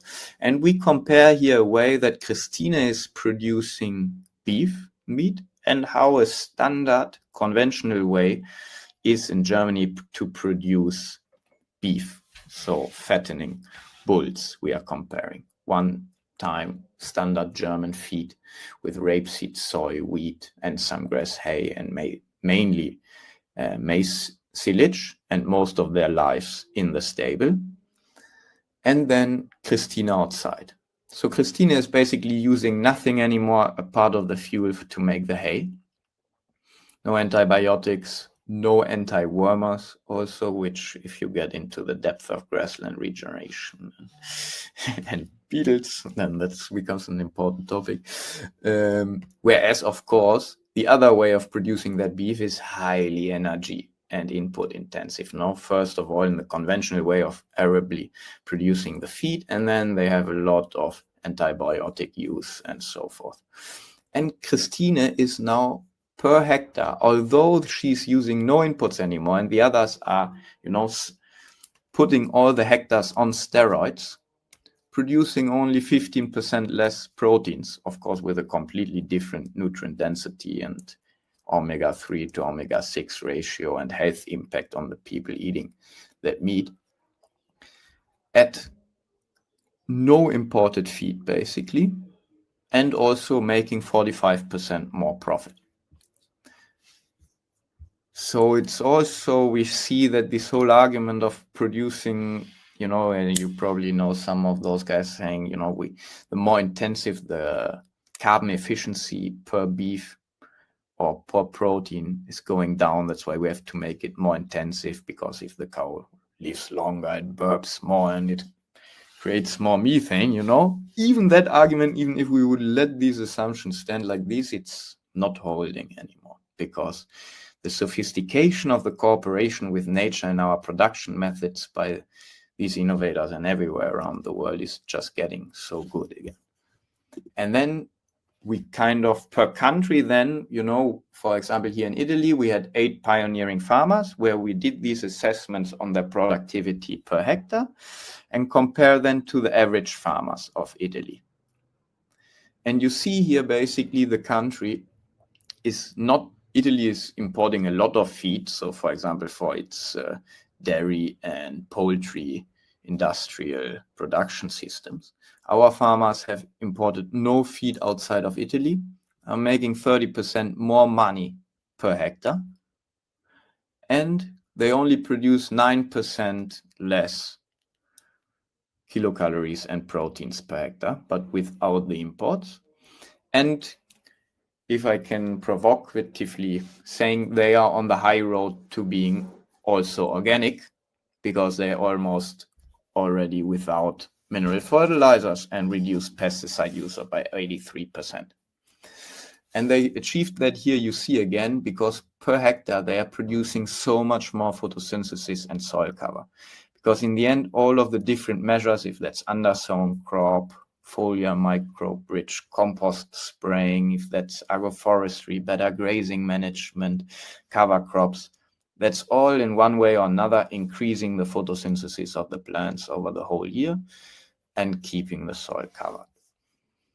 And now going deeper into these 2 proxy indicators, because for us here in Europe, we hope that we can couple public payments to that, because here in Europe we still have the common agricultural policy, so we pay our farmers on average like $350-400 per hectare per year in completely different ways, which of course until today support more the bigger farmers, the industrialized farmers. We have some eco schemes, but they are very bureaucratic heavy and they prescribe farmers what to do. While we need to create the environments in which farmers are supported in their context-specific local innovation management with their farm. And you see here that pioneering farmers throughout the years had much more photosynthesis and soil cover. And photosynthesis is a very good proxy for net primary productivity, which is the basis of all ecosystem services on land and in the sea. The ocean is also the most important space for our continuation on this planet, but I guess we'll go into ocean acidification another day. So they are not only getting better throughout time in producing more of that, the most exciting thing happened in the last year. And that's what we didn't see coming. And, it's just so much hope for all of us on the planet, because I am sure everywhere the pioneers of the regeneration movement are basically crossing this moment. And what does this moment say? As a farmer, we all know mostly how much I produce, no matter how good, bad the farmer I am or whatever, is still how good was the year. Did we have good rains? Did we have some shitty frosts? Whatever. So you see in all of the curves throughout the years, when the normal farmers produce more per year, the pioneering farmers do so too. And then we have a worse year and we are going down. And then again, if the year is worse, also the pioneers are getting worse, which is of course normal. If we have less rain, our capacity to produce more photosynthesis is less, or if we had a lot of flooding. And now in the last year, we see that although the normal farmers are getting worse again because it was a more difficult year, the pioneering farmers kept improving for the first time. So that's maybe in our almighty S-curve of regeneration can be the inflection of the exponential phase. And then we simply don't know where we can be going with nature if we really understand, relearn our most sophisticated symbiosis. And I'll stop there. This is fantastic. Thank you, Simon. Do you want me to take it back? No, I think it's cool. It's cool. I mean, I want to say in the end, we always share a note of gratitude with all the people around the world who are already advancing these forms of living with nature. That's incredible. And I mean, what a highlight that even in the most difficult year. And I mean, we've seen it here. Even I was also happy to see some holistic plant grazing as a planner myself with small family farmers, which is a different social dynamic. But even in the toughest of our years, you still have better green. Like, no matter what, everybody else is losing, the livestock are dying. There's general loss of hope, but like your results are also showing. Now maybe just to tell others or the world, where can they find that opinion document? Is it open to the public for them to read? Because it may have some of your results and people can access to just get the insight and the inspiration. Yeah, gladly. It's on our website, so it's EARA.farm. Yeah. And gladly also always reach out with ideas or criticism also in the forms of getting better together. Yeah, that's really nice. And have you guys explored, just even the first results, this is like your first baby as an association, and how beautiful. It's no longer research from top down. It's like, nope, we're going to do this ourselves. So have you had like maybe a platform to share it with people who could influence policy, or are you doing those kind of steps, especially through the opinion document, if there's anything? Because I think it's such a nice approach. Yes. So yeah, I mean, we are working hard. We have a wonderful farmer in Brussels who used to be a professional lobbyist, and then she started her farm with her husband in Spain, and they're also doing holistic management. She's doing the Hub del Norte in Spain. And so we are trying to lobby in Brussels. We had the first, let's say, a humble success in the CAP proposal that was now published, that is, of course, in the complete deterioration of any kind of good or public interest-minded governance here in Europe, Brussels, and in some of our member states. So, yeah, I mean, this is really cool. Now I'm imagining, you know, how the world is adamant to say, you know, this doesn't work, this cannot carry our world forward. But honestly, we're just sticking our heads on the sand here. We have hope, you know, that's the truth. And we're not saying that it's an easy path, but it definitely has good signs. So like from your research or just from your work as a student of agronomy, as a person who grew up in the middle of the food system, your mom is a chef, your father is a butcher, or I think that's, if I got it right. And then a person who's also like honestly dipped his fingers into farming. And I've heard you speak on how we can influence policy and things, and you are incredible. So I don't know how you do all this. I mean, I was so happy to see you in person in Brussels. But like, if you were to meet a very adamant person who doesn't want to jump into the regenerative boat or not even listen, like what would be your leverage points? You know, just to show that this makes sense, what would be your leverage points?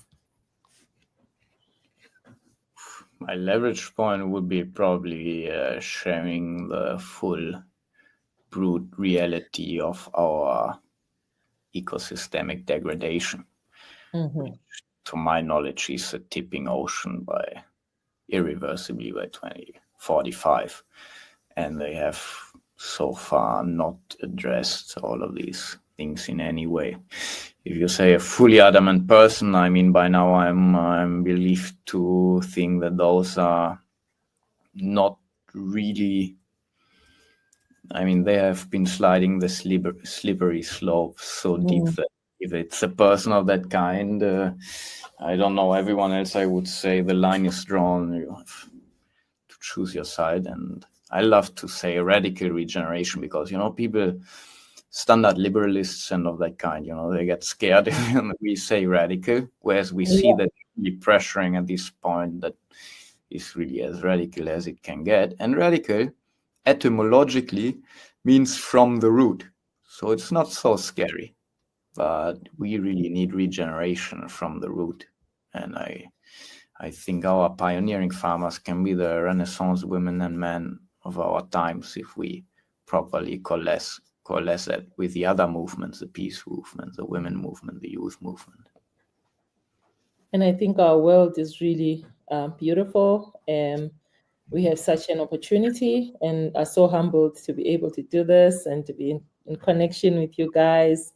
This is a World Food Day recording. What's your exciting message to the world, to Europe, through this platform? If you have any, just a line. I would share again our infinite gratitude for the sisters and brothers around the world struggling in the same direction as us, and share the note of hope that by being pessimists of heart we can share, and that is we are living and growing the fourth agricultural revolution.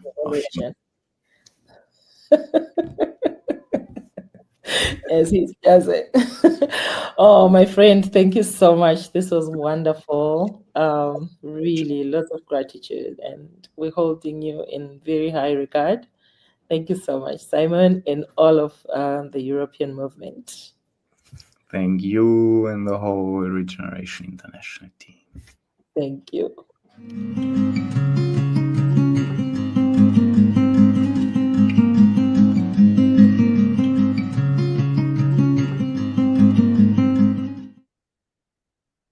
So let's say I want to welcome everybody to the People's Food Summit and introduce you to a friend of mine, Marco Schlüter. He lives in Hamburg in Germany, but when I first met Marco, he was actually based in Brussels, and he was the executive director of IFOAM EU, which is our European regional body. And Marco essentially had a very important role and turned IFOAM EU into probably our most effective regional body and IFOAM body. I remember my executive director at the time when I was president, Marcus Arbens, he was always really impressed with the way that IFOAM EU just stood out amongst all our regional bodies in the IFOAM group. And he always said it was because of you, Marco. Marco has since moved on, and he now works for Naturland, which is one of the most important German farming organizations. It's also not a very important certifier. It works not only in Germany, but all around Asia. And Marco himself actually spends a lot of time in Asia. We were only in Vietnam together a few weeks ago. So, Marco, I'll hand it over to you. And if you want to just introduce yourself and your role in Naturland and explain all the wonderful things that Naturland does. Yeah, thank you, Andre, and also nice that we have that we next to our meeting and conference we have the possibility to chat a bit more. I have a kind of a deep talk. Yeah, as you said, I'm from Hamburg. Hamburg is we say the door to the world. From the trade we are quite let's say global orientated, and I think that was the way why I'm where I am. I mean, on the one hand, I did an unusual decision because I went from a major trade city to the countryside, I did farming training. I had 5 years on farms training, organic farming, biodynamic actually, and then started to go to politics. So I studied, of course, in Berlin, had then some interactions with the German parliament. So I helped a member of parliament there on agriculture as assistant. And that was my path, let's say, next to some practical education and training in organic fruit growing. Yeah, not the fruits that you grow at your place, Andre, but some more temperated climate. And then it came that with 30 years, I just came to Brussels, had no clue how it worked, but I wanted to know it, and that was, I think, the issue to build something up, and gave me the path in organic farming, which I have now in probably is 30 years on. Yeah, so and with different functions, but the main one you mentioned. And yeah, one thing is in Hamburg we think global. The going from city, let's say, to countryside was a bit unusual, but there was my passion then, and seeing the farm. I mean, seeing the organic farming from the really farming, but also from the political representation, and now working for Naturland as one of the largest international, not national. I would say we're German based, but we're an international organic farmer association.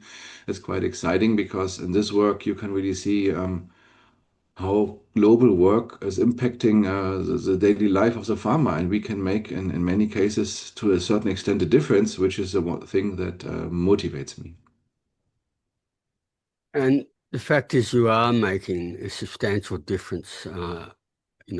I know in Asia, the various programs, the group certification systems that you're doing are essentially turning around farmers' lives because you're actually giving them opportunities to earn more money through certification and by accessing higher value markets.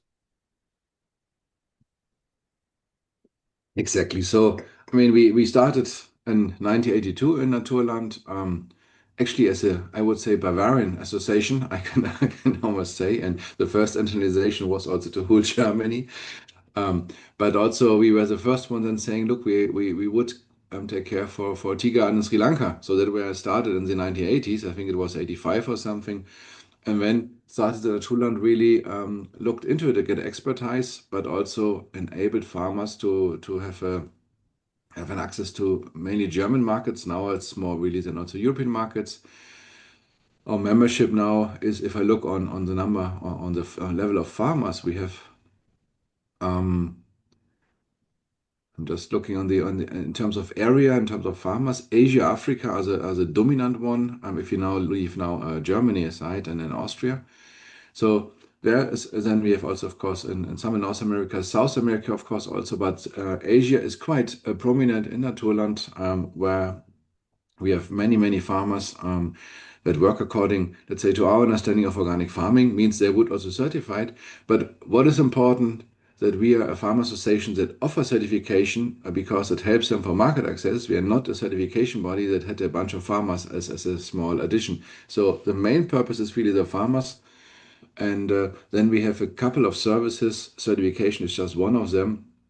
And of course, I think what the great achievement of Naturland is, that it is a grassroots, yeah. And we have an IFORM, or the grassroots organization. Naturland managed to be grassroots and stay a grassroots organization, but it got connected, let's say, with the big market players, but it could keep its identity. And that's quite, I think, a big achievement that not many could achieve. And that's I think that's outstanding. Because that's really important, because it gets the smallholders, it gets other farmers, but we talking and dealing with the different market players around the world. Of course, focus in our case is the market in Germany, Austria. Yeah, but that's, I think, the major achievement, and it opened up the doors for farmers. I mean, we were in Vietnam. I have recently seen a cooperative with cashew nuts that probably will join next year, and I've seen then with the farmers in Vietnam, which is then a kind of cashew forest. They grow also mixed crops like some pineapple, some others. They have some chickens running around, but the people there, they are an ethnic minority. Yeah, so they're very poor. They cannot even eat the chicken, or they can eat the eggs. They sell it in order to buy food. So very poor. And if we can with our work, so we have now a project where we take them on. So we will help them buying some seedlings. We will help them giving some organic fertilizers. We will give them some training together with the cooperative and the company behind. And we will connect them to a value chain in Germany. And with this, the hope is that those farmers have a better life, have a bit of higher income, because you can really see they're living really on the lower end of wealth in terms of money, at least. And so that's, I think, the thing that motivates me, where I can see here we have an impact, here we can help, and here we can make a difference. This is why I wanted to interview you, Marco, because this is where I've always admired Naturland. There's a lot of big international certification bodies. All they're interested in is charging a lot of money to certify it. In your case, you're not only certifying or group certifying and making it, say, affordable for them, but the whole issue is having a value chain and connecting them to a high value market. So, for me, this is actually one of the really good examples of poverty alleviation and empowering farmers as well, making, you're helping farmers be not just imposing something on farmers, but you're actually helping farmers be empowering them to make their own change. And really importantly, you're changing their lives, and you're doing it on multiple continents. Yeah, no, that's right. And we also, there was I think 5 years ago, we started to say how we can also getting away also from the recognition of being just a certifier, because then for many farms was like this, but providing much more service. One thing is, we don't charge for certification for our one. Of course, we work with inspection bodies, and they will charge, of course, a fee to the farmers, but let's say our relation to the farmers is more about membership fee, and if they sell the products with Naturland, then there's a license fee, but the certification is not, we don't charge anything. And we decided then also to say how we can support more. And one step was really to say, look, let's go more in the region. Of course, we are in 61 countries now, and we cannot be everywhere with own office and staff. That would be not efficient. But we said, for example, in Southeast Asia, it's one where we have quite some members and where we get more engaged. We have now own teams in Vietnam and Philippines at this moment. And we also started Naturland Academy, which is then, of course, mainly focused on the farmers, where we do a twofold approach. One thing is having a digital platform centrally, knowing that, of course, many farmers, they may not have access always to online solution. We try then there are things for download, but we also engage now in local networks and trainers. So we have now just, I think this year that we have engaged senior trainers in Philippines and Vietnam that should also support and help. And of course, it's very much in cooperation. I mean, it's not just, of course, we look on our members, but we look also much beyond. I mean, we don't know who is our future members. We have, we're supporting organic farming worldwide, so we cannot be just limited to membership. So the offer is here really, when we work in Philippines together with the municipalities and cities, that the LOMCP, the alliance that really goes together with the municipalities and cities and provinces in Philippines to work on organic farming, we're supporting them.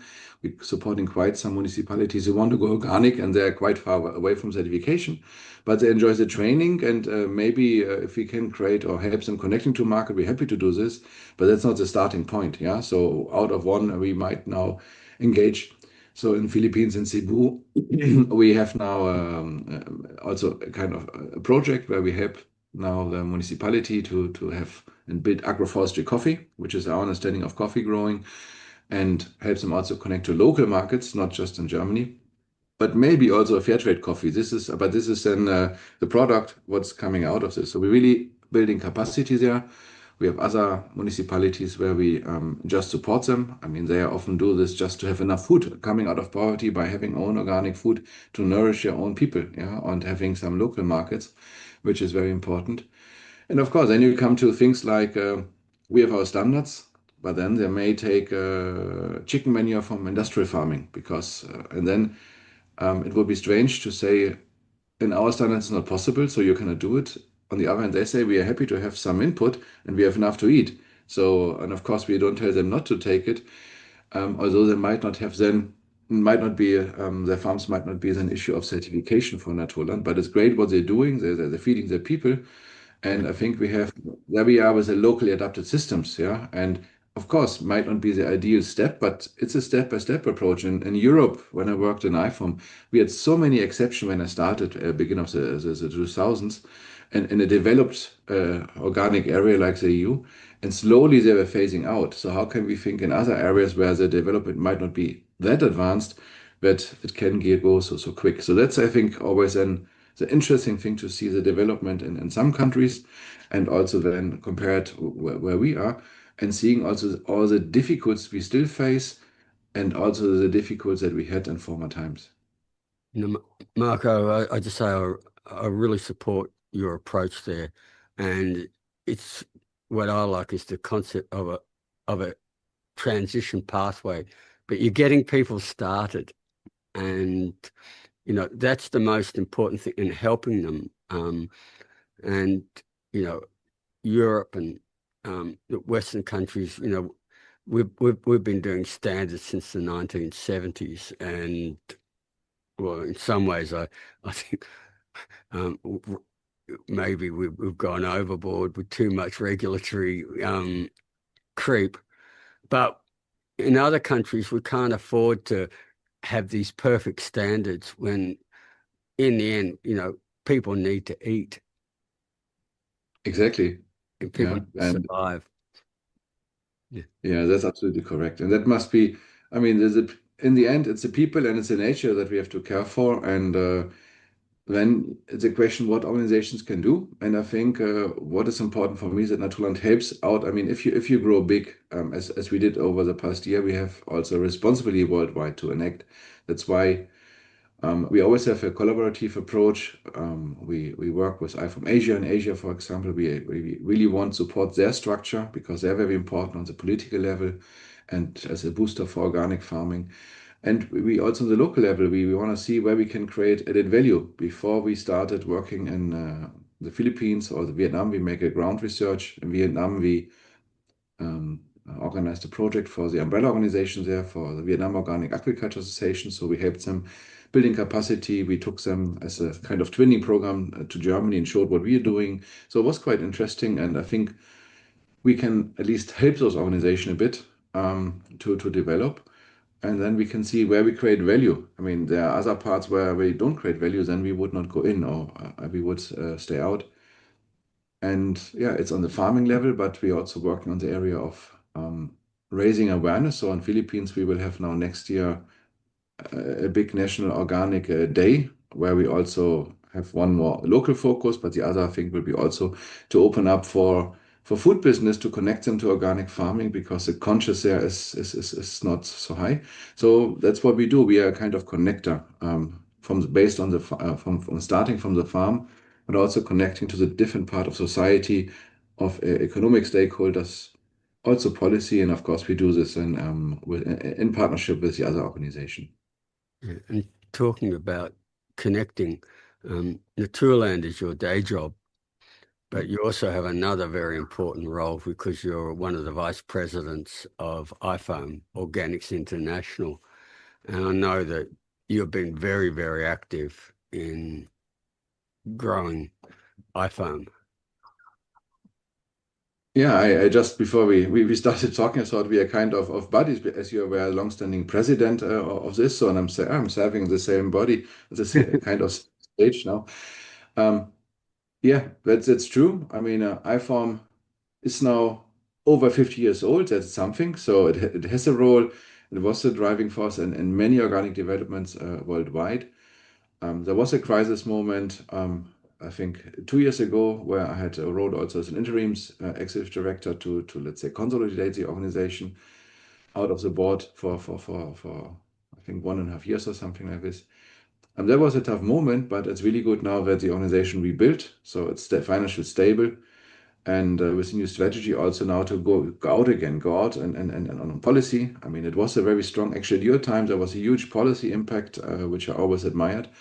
And I think we are now restarting this, and it's always a question of resources, focus that you have. And this is, we are just also the World Board meeting in Vietnam, and there was a clear wish now to really not anymore look inside, restructuring, let's say, get financially healthy again, but also to really have the impact. I mean, the IFOAM Academy is one of the biggest success story ever, and it's still on high demand. I mean, many groups, states ask for this, funders coming for this. So I think it's a huge success story that we want to enlarge here. So the IFOAM Academy continues to be a very important part.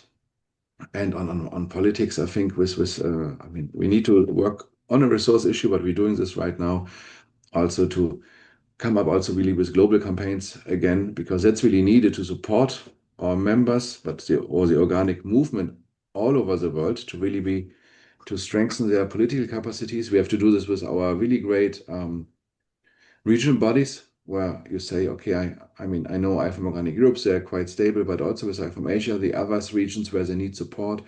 So there's capacity building. So I think there's a huge task ahead, because the crises are so big in this world, Andre, that really IFOAM is really, really needed. And so I think it's now, after, let's say, the recovery period, it's now the reaching out again and really help that we can play our role, because we disappeared perhaps for 2 years a bit from the landscape and the way that it was before.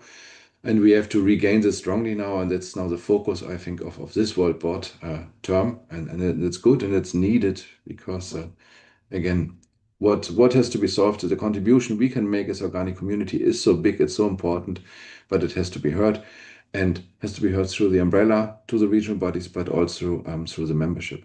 Yeah, look, I really like your strategy that you guys did as the World Board, and I think it's going to situate IFOAM back to being, the global leader that our movement needs. That's for sure. And I particularly like the fact that you're concentrating on the IFOAM Academy. We've had discussions with Patricia Flores, your manager, and we will support you on that, because we really believe that education and training is probably the most important thing that can be done at the moment. I think so too. Yeah. I mean, if you see, I mean, important is that IFORM looks on where it can also create value. Yeah, with this global authority that it has, with this great membership together, and also with the credibility that it can give. So I think that's really important.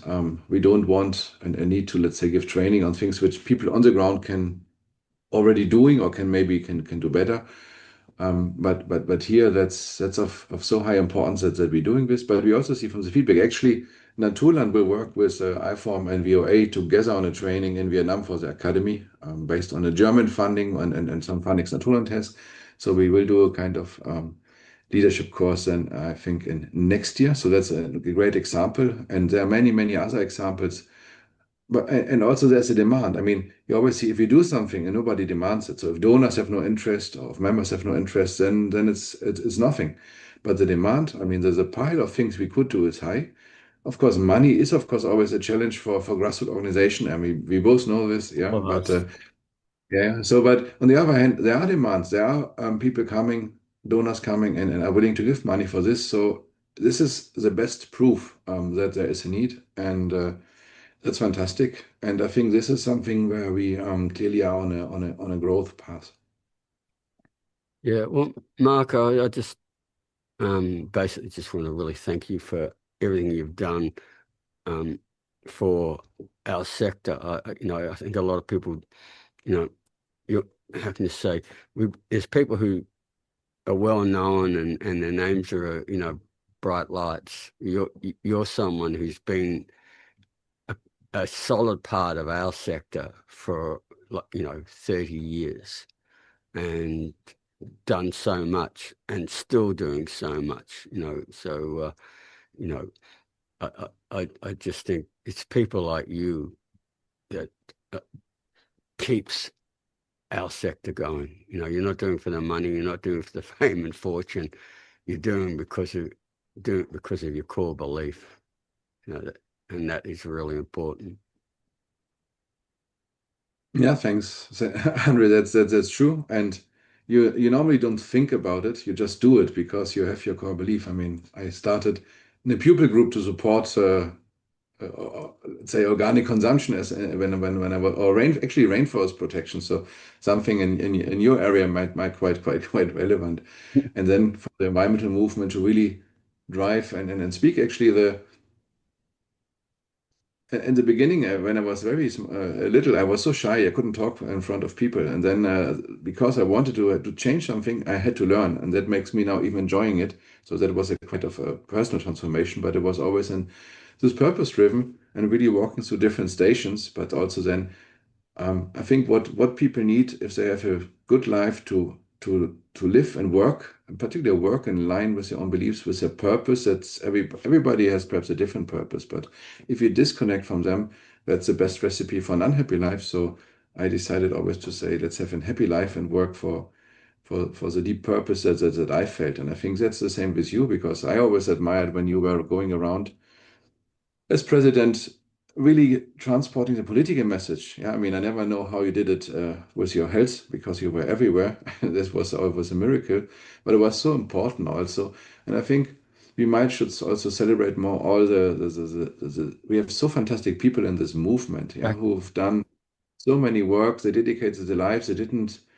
I mean, and then often people also disappear, yeah, because then it's a different path or so. But we should honor those people more, because there's so many, I mean, pioneers now. Organic is not anymore a pioneering thing in the children's stage, but where we have run so many generations of different actors. And when sometimes you go on a certain conference or even an IFORM event, and then you meet them, then you can memorize also different steps. And of course, the role of organic farming, I think, in the 70s when IFORM started, is different perhaps than nowadays. I mean, nowadays the crises are so huge that it cannot be solved just by one system. Or I think we need this allies. That's why we also want to convene discussion with like-minded organization, because I think we need a strong answer, which is very diverse, maybe. But I mean, I personally think, now as a personal statement, I think the crises are too serious that we can base it only on ideology. We have to be pragmatic. We have to see what we can do as contribution from the organic movement and sector, where we can have a huge contribution, but we really have to move on. We don't have any time to waste to really save this planet. And I think that's really the big challenge. And there we need everybody who is serious in their attempt to do this. And there would be no time for arrogance or putting people aside. We cannot allow this. Yeah, Marco, I fully agree with you. That's why we formed Regeneration International.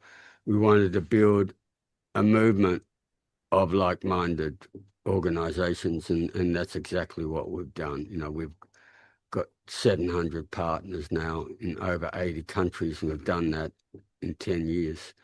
So, and we're still growing and still building. You know, it's a big world, but, you know, I just want to say also from our point of view, you know, because we want to situate regenerative agriculture in the organic agriculture paradigm of nature-based systems.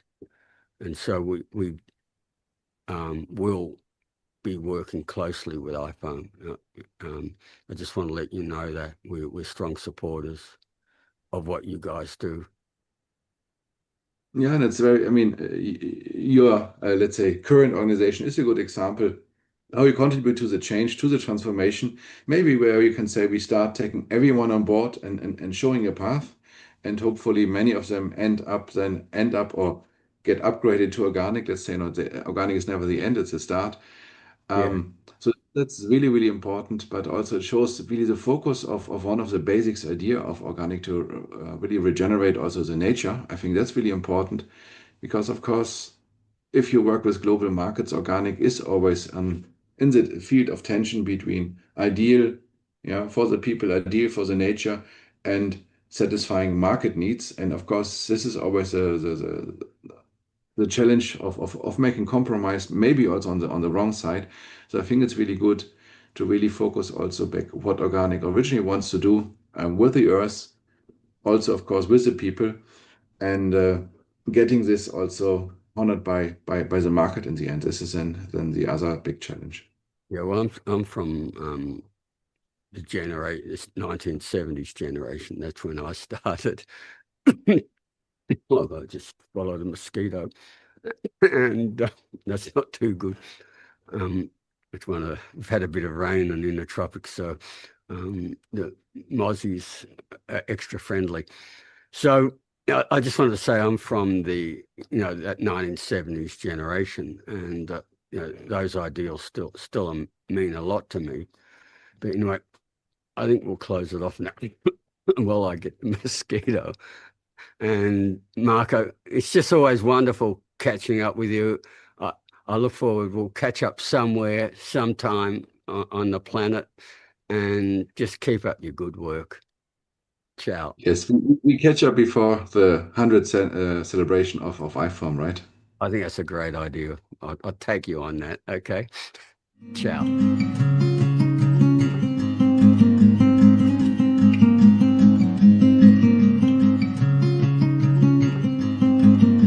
Hello, and welcome to the People's Food Summit. And I'd like to introduce you to a friend of mine, someone I've known for quite a long time, Sarah Compson. And she manages the standards at the UK Soil Association.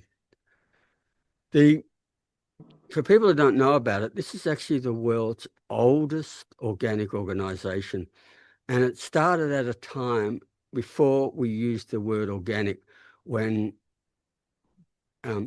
we used the word healthy soil, and where the health of the soil was the basis of what we talked about.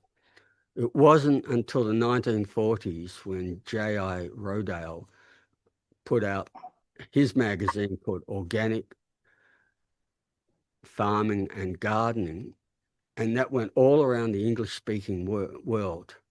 And that's when the word organic took off. And it's only in the English-speaking world. For instance, in Europe, across the channel from the UK, the word bio is used. In India, it's jaivic. And they all mean very different things. But there used to be lots of these societies. In fact, when I started farming more than 50 years ago, here where I live in far north Queensland, we had the Healthy Soil Society. And as those farmers who started in the 1920s and 30s and 40s, that were my mentors. Sadly, all these soil societies have disappeared. There's only two left. There's one in New Zealand called Soil and Health, and the original is still here, the UK Soil Association. And this organization not only is the oldest, but it has had a fundamental role in shaping the modern organic sector worldwide. For instance, in 1972, they were one of the founding organizations of IFOAM, Organics International. That's the organization that I was president of. And Sarah is actually on the world board of this organization. So the UK Soil Association is still active internationally. Most of the standards started with their work on it. And so I'd like to hand it over to Sarah, whose role is in standards, and just explain, how the importance of the UK Soil Association and its certification and standards in the UK, but also how you're working with other standards like the GOTS, the Global Organic Textile Standard. Great, thank you, Andre, and thank you for that lovely introduction. We're about to enter our 80th year next year, so we're starting the celebrations a little early. As you say, we're one of the oldest, well, if not the oldest organic organization in the world. And I think one of the ways that we are quite unique, and one of the ways that our work has impacts, is because we work across the whole food system. So, you mentioned our work in standards, and we also work with policymakers, with farmers, with schools and hospitals to really join the dots and the connections, really important connections that our founders really emphasized between climate and nature health, and that the health of the soil, the health of plants, people and animals is all connected. And we really, in all of our activities that we do today, we still really stay true to those principles. So as you say, my day job is mainly in standards. So making sure that that the standards carry the word organic, represent organic principles of health, ecology, fairness and care as far as we possibly can. As you'll probably be aware, in most parts of the world, organic is regulated, so it's covered by law. But that doesn't mean that we can't have standards that go higher than the law. And that's one of the things that the Soil Association does. So in areas that are really important, on things like animal welfare, or areas where we think that the law doesn't go far enough, so things like health and beauty and textiles, we develop standards that cover those areas, so that when consumers buy the organic product in store, they can have some assurance that it covers really meaningful requirements. And also, it's not just about consumers. It's having a regulated sector and having standards is really important for policymakers to be able to have a kind of off-the-shelf thing that they can support that really furthers their aims with regards to things like climate change, biodiversity loss, and thriving rural livelihoods. So this is one of the things that's so great, and why I'm so passionate about organic and the organic movement and organic standards, is that it covers so much. It's not just about carbon, it's not just about water, it's not just about biodiversity, it's about all of those things. And that kind of Swiss Army knife approach, as I've heard it called, is a really valuable aspect of organic agriculture and the organic movement around the world. And actually, I like the word, the Swiss Army style approach, because that's exactly what the Soil Association is. And if people go onto the website and have a look at the amount of campaigns. It really is a Swiss Army knife. This is the People's Food Summit, and I noticed that the first campaign at the moment is a campaign against junk food, which I think is really necessary. And this is something that, how can you say, it's not just an organic issue. It's an issue that really affects everyone, particularly at the moment where we're seeing this incredible growth of ultra-processed food.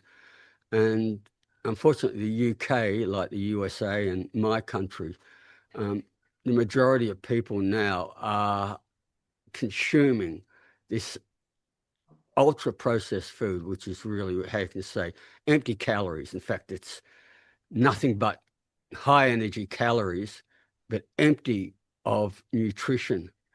So I was just wondering if you could just, basically talk a little bit about this campaign and how you're getting your messages across in the UK. Yeah, well, the thing, there's so many different aspects to the challenges and the solutions around so-called UPFs, ultra-processed food.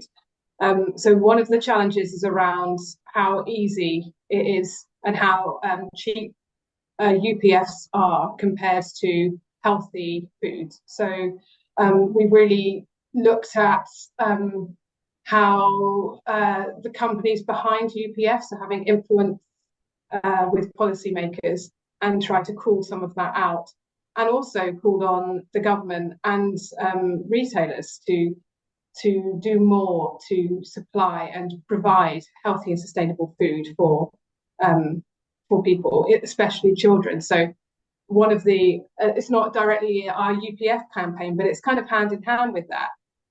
We did a petition about saving our fruit and veg, which was signed by 19,000 people, and that urged the government to back more UK grown produce, because if we can grow things in the UK, it can be more easily provided to schools and hospitals, and also has a link back to the resilience of UK farming. So when we're running these campaigns, we're thinking about all of the different interconnections. So we want the UPFs are a risk to health, and we want to be able to address the health conundrum, but also the environmental issues. So which is by calling for a solution that drives positive outcomes for people and the planet, we're also not only calling out the problem, but pointing to the solution. And that's, we find that that's much more likely to get significant backing. So another example, our Food for Life, our work in Food for Life, which is a big program of work that's linked to more healthy and sustainable food. It was listed as an indicator under 2 of the 6 outcomes in a recent Scottish Government National Food Plan. And that's an example of where the national government is trying to address some issues to do with food production, and we have created a solution that is relatively easy for policymakers and others to kind of take off the shelf and incorporate into their plans for a healthy and sustainable nation. So yeah, that's making those links is really important. Yeah, what I really liked about what you're talking about is how you're linking the various aspects of food production. It's not just the ultra-processed food. On one level, it's a problem for consumers, but for people like myself who are farmers, it's a problem for us, because these tend to be mass-produced commodities that are really cheap, that tend to undercut farmers, and it's very hard for us as family farmers to compete against it. So what I really liked was your campaign to get people in the UK to actually buy British fruit and vegetables from farmers. In other words, eat healthy, but support your local farmers instead of all the we are imported. in the UK. Sorry. Yeah, no, please. Well, the UK is one of the most nature depleted countries in the world, which is kind of, I think, comes as quite a shock to lots of citizens in the UK. And we also have one of the most ultra-processed diets in the UK. And you can think about those two things as being completely separate issues, but they are connected. And one of the important aspects of our work is that we make those connections and find those solutions. And I think, you know, any organization working in the food system, whether it's within your own work or with working with others, it's so important to make those connections. And that is one thing that's great about the organic sector and the organic movement in general, is that it's not about individual organizations to do everything. It's making those connections with like-minded organizations who are on the same journey and trying to deliver a similar vision. And you know, that's what's so great about events like today, is that people will be hearing from organizations and individuals around the world who sort of get that bigger picture, connected vision, and that's really where change happens. Yeah, exactly. And I just want to say how important having these connections with like-minded organizations. That's why we actually started Regeneration International 10 years ago, and we're actually a partnership of over 700 like-minded organizations in over 80 countries on every continent and growing. And we actually use the word partners rather than members, so that we basically regard ourselves as partners of equals, respect each other, and try and help each other achieve our common goals. And working on lots of issues. And the other issue that goes with food is, I suppose, with industrial agriculture, is the damage to the environment. And myself, I'm someone who loves the UK, and I love your countryside, and you drive around, you see these beautiful meadows and lovely rivers and streams. It looks lovely, but those rivers and streams are some of the most polluted in the world due to all the runoff. And you actually have a very good campaign on that to try and restore them. Yeah, so we running a campaign called Stop Killing Our Rivers. So very much a campaign. And that was really, as you say, we've got these beautiful rivers, especially one of the rivers we focused on was the River Wye, which, imagine beautiful kind of woodlands running down steep-sided valleys. It's a lovely kind of meandering river, but it was turning into a dead zone.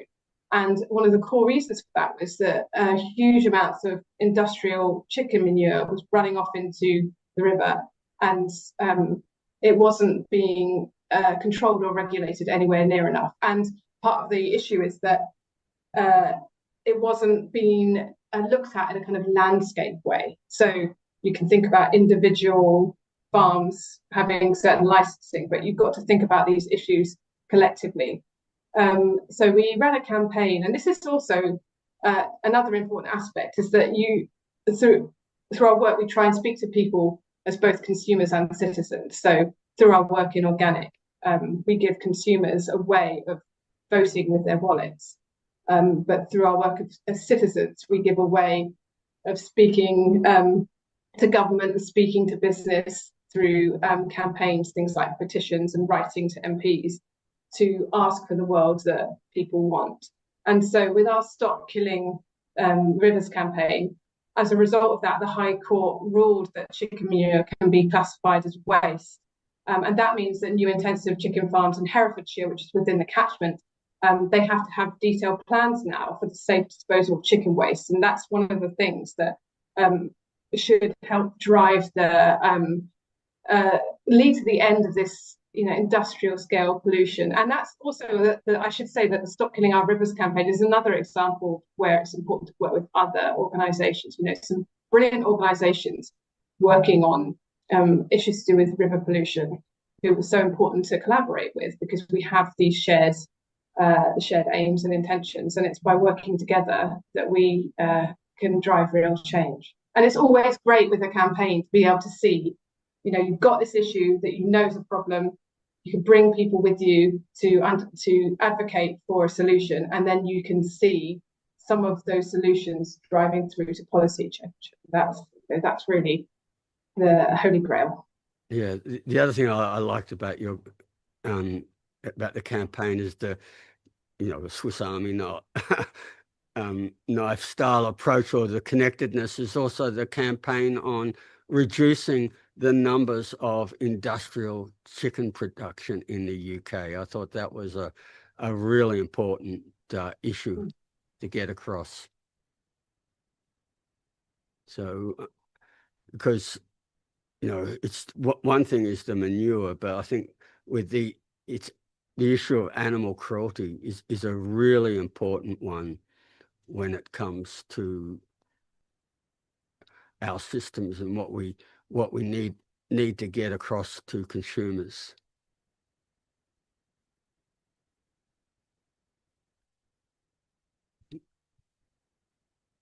I think I've lost you, Sarah, have we? Yeah, and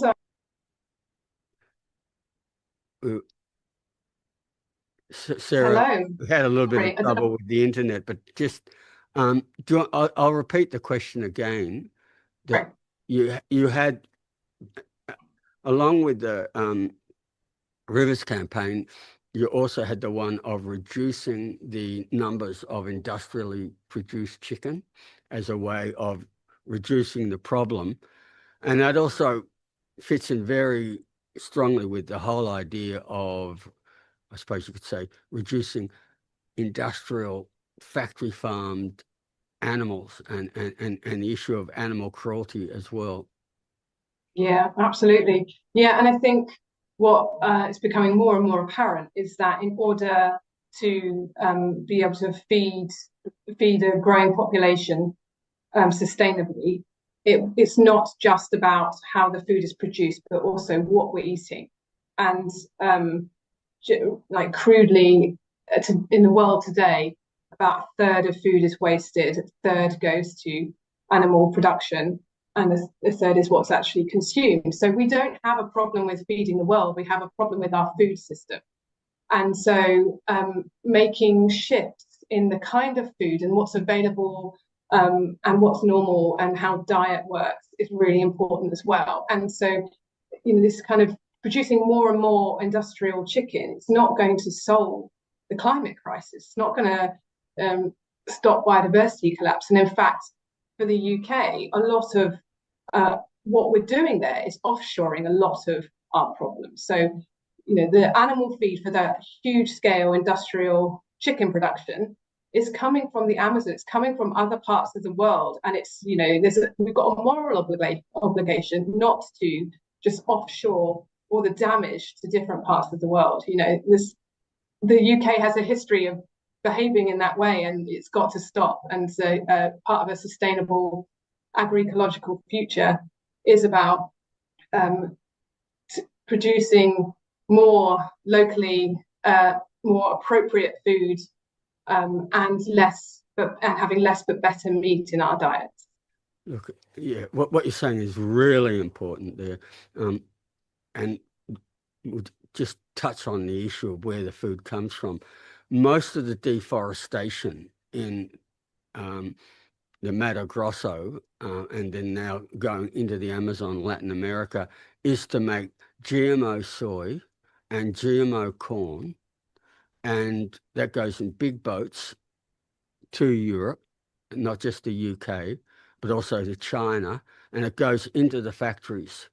And it's actually the most, one side we've got all the forest, which is being unsustainably cleared and contributing to climate change and loss of biodiversity.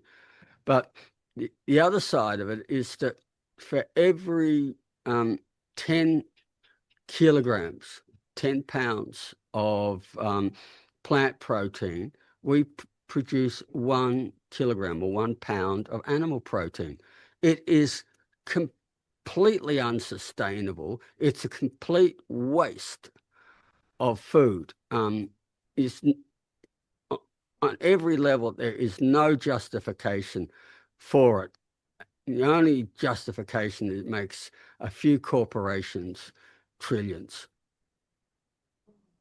Yeah, and just on that point about meat production, sometimes we use the phrase "it's not the cow, it's the how." Yeah. So it's never it's not necessarily a blanket issue with meat production. In fact, there's a good case to say that animals are part of a healthy, especially in an organic system, because you don't have that inbred fertility. But paying attention to where the food's coming from, how the meat is being produced is so important. And that's really, again, going back to our kind of origins. It's thinking about how food is produced and how it fits within the natural systems and cycles of nature is really fundamental. And that concept has really stood the test of time. And in fact, it's having its day, because it's not. The Soil Association started as a bit of a niche organization with some people who were considered to be widows or cranks, trying a bit of an experiment. And now the organic movement is a worldwide phenomenon, and it's not stopping. And its time is now, and that's so it's a really exciting time. And I know that you feel the same, to be involved. Like, what an amazing movement to be part of, isn't it? I just want to say too, it's not the cow, it's the how. From our point of view, people should only eat. And we're not anti-meat, and we very much believe that animals. Well, how can you say? For a start, what people eat is their choice. We're not going to advocate one way or the other, but we do believe that meat production or animal production should be done humanely on pastures, and animals should be able to freely express themselves and never be treated cruelly. And I just want to say that is actually really a part of most organic standards. Yeah, absolutely. Those are really the kind of fundamental building blocks of organic animal husbandry standards, and it's so important that they are upheld in the face of increasing industrialization of our animal production. There is, what we're seeing is a push for almost more intensification of livestock production to drive down costs and to seemingly contain impact. But in fact, a lot of the time, it's just pushing the impact to different parts of the world, which it would do if you don't think about these things as an interconnected system. Yeah. But just on the role of kind of meat in diet, which we've kind of gone onto a little bit, another area of work that we're involved in is looking at food in schools. So with the understanding that eating habits start very young, and it's really important that all children have access to healthy and sustainable diets. And school food is a really great way of ensuring that happens. So we've done quite a lot of work over the years through our Food for Life program, especially a scheme called Food for Life Served Here, to bring healthy and sustainable food to school children. And that also is an issue of equity. So every child in the UK can have a healthy and sustainable meal. That's kind of our goal. And today we've got 1.5 million freshly prepared meals now served daily in schools across the UK. And there's different levels to that scheme. But one of the aspects of the work is to think about how menus are designed. And we've seen from other parts of the world, as well as in the UK, that if you incorporate more beans and pulses into a meal, you can reduce the meat content, which reduces the cost. And so it means that the children are getting a more varied diet, but also you're reducing some of those environmental impacts of the food that's produced. And, that's just a win-win all round, really. Yeah. I just want to say too that having these diets for children at school, I just think so important, because most of them, if you have a look at what's in their lunchbox or what's in the cafeteria at school, it's usually junk food. It's sugar and carbohydrates, very little nutrition. And what is important about this is that children not only get to eat good food, they get to learn about it. They get to actually know that this is natural and normal. And the other side of it is that these are really good markets for local farmers. It actually helps farmers rather than going to supermarkets and places where we get ripped off. These are supply chains where we can get a fair price, and it supports our communities. So to me, this is a real win-win. Yeah, absolutely. And in fact, we have a program. I love it because I love a pun, and it's called Give Peas a Chance. And it was in Scotland, and it was working with an organic farmer who was growing peas, and they became the supplier to a local school, or actually a series of schools. And it was like a pilot scheme to that's benefited on both sides. So it gives the farmer, as you say, a stable and accessible market for organic produce, and it gives the school a really fresh and healthy and sustainable food as part of their school meal. And the program is interesting also because it really involved and worked closely with the caterer, so that with all of these things, it's never a good idea to impose something on a supply chain or in a new scenario. You have to bring people with you on the journey. And the catering team got involved in the menu design. The children also were involved in order to kind of like socialize the idea of having this thing within the meals. And because of that connection, because of bringing people together in that way, it's been a really big success. So yeah, Give Peas a Chance is a nice program to check out. And that's the kind of thing that, we want to be doing more and more of in the UK. We've got plenty of ideas. It's just bringing them to life. Well, Sarah, I just think that's a wonderful way to end this conversation. What you guys are doing is just incredible on so many levels. It's really inspiring, and I just think it's incredible that after 80 years you're growing from strength to strength. A lot of organizations just sort of implode and disappear, and you guys are up there growing and having such an important influence in the UK.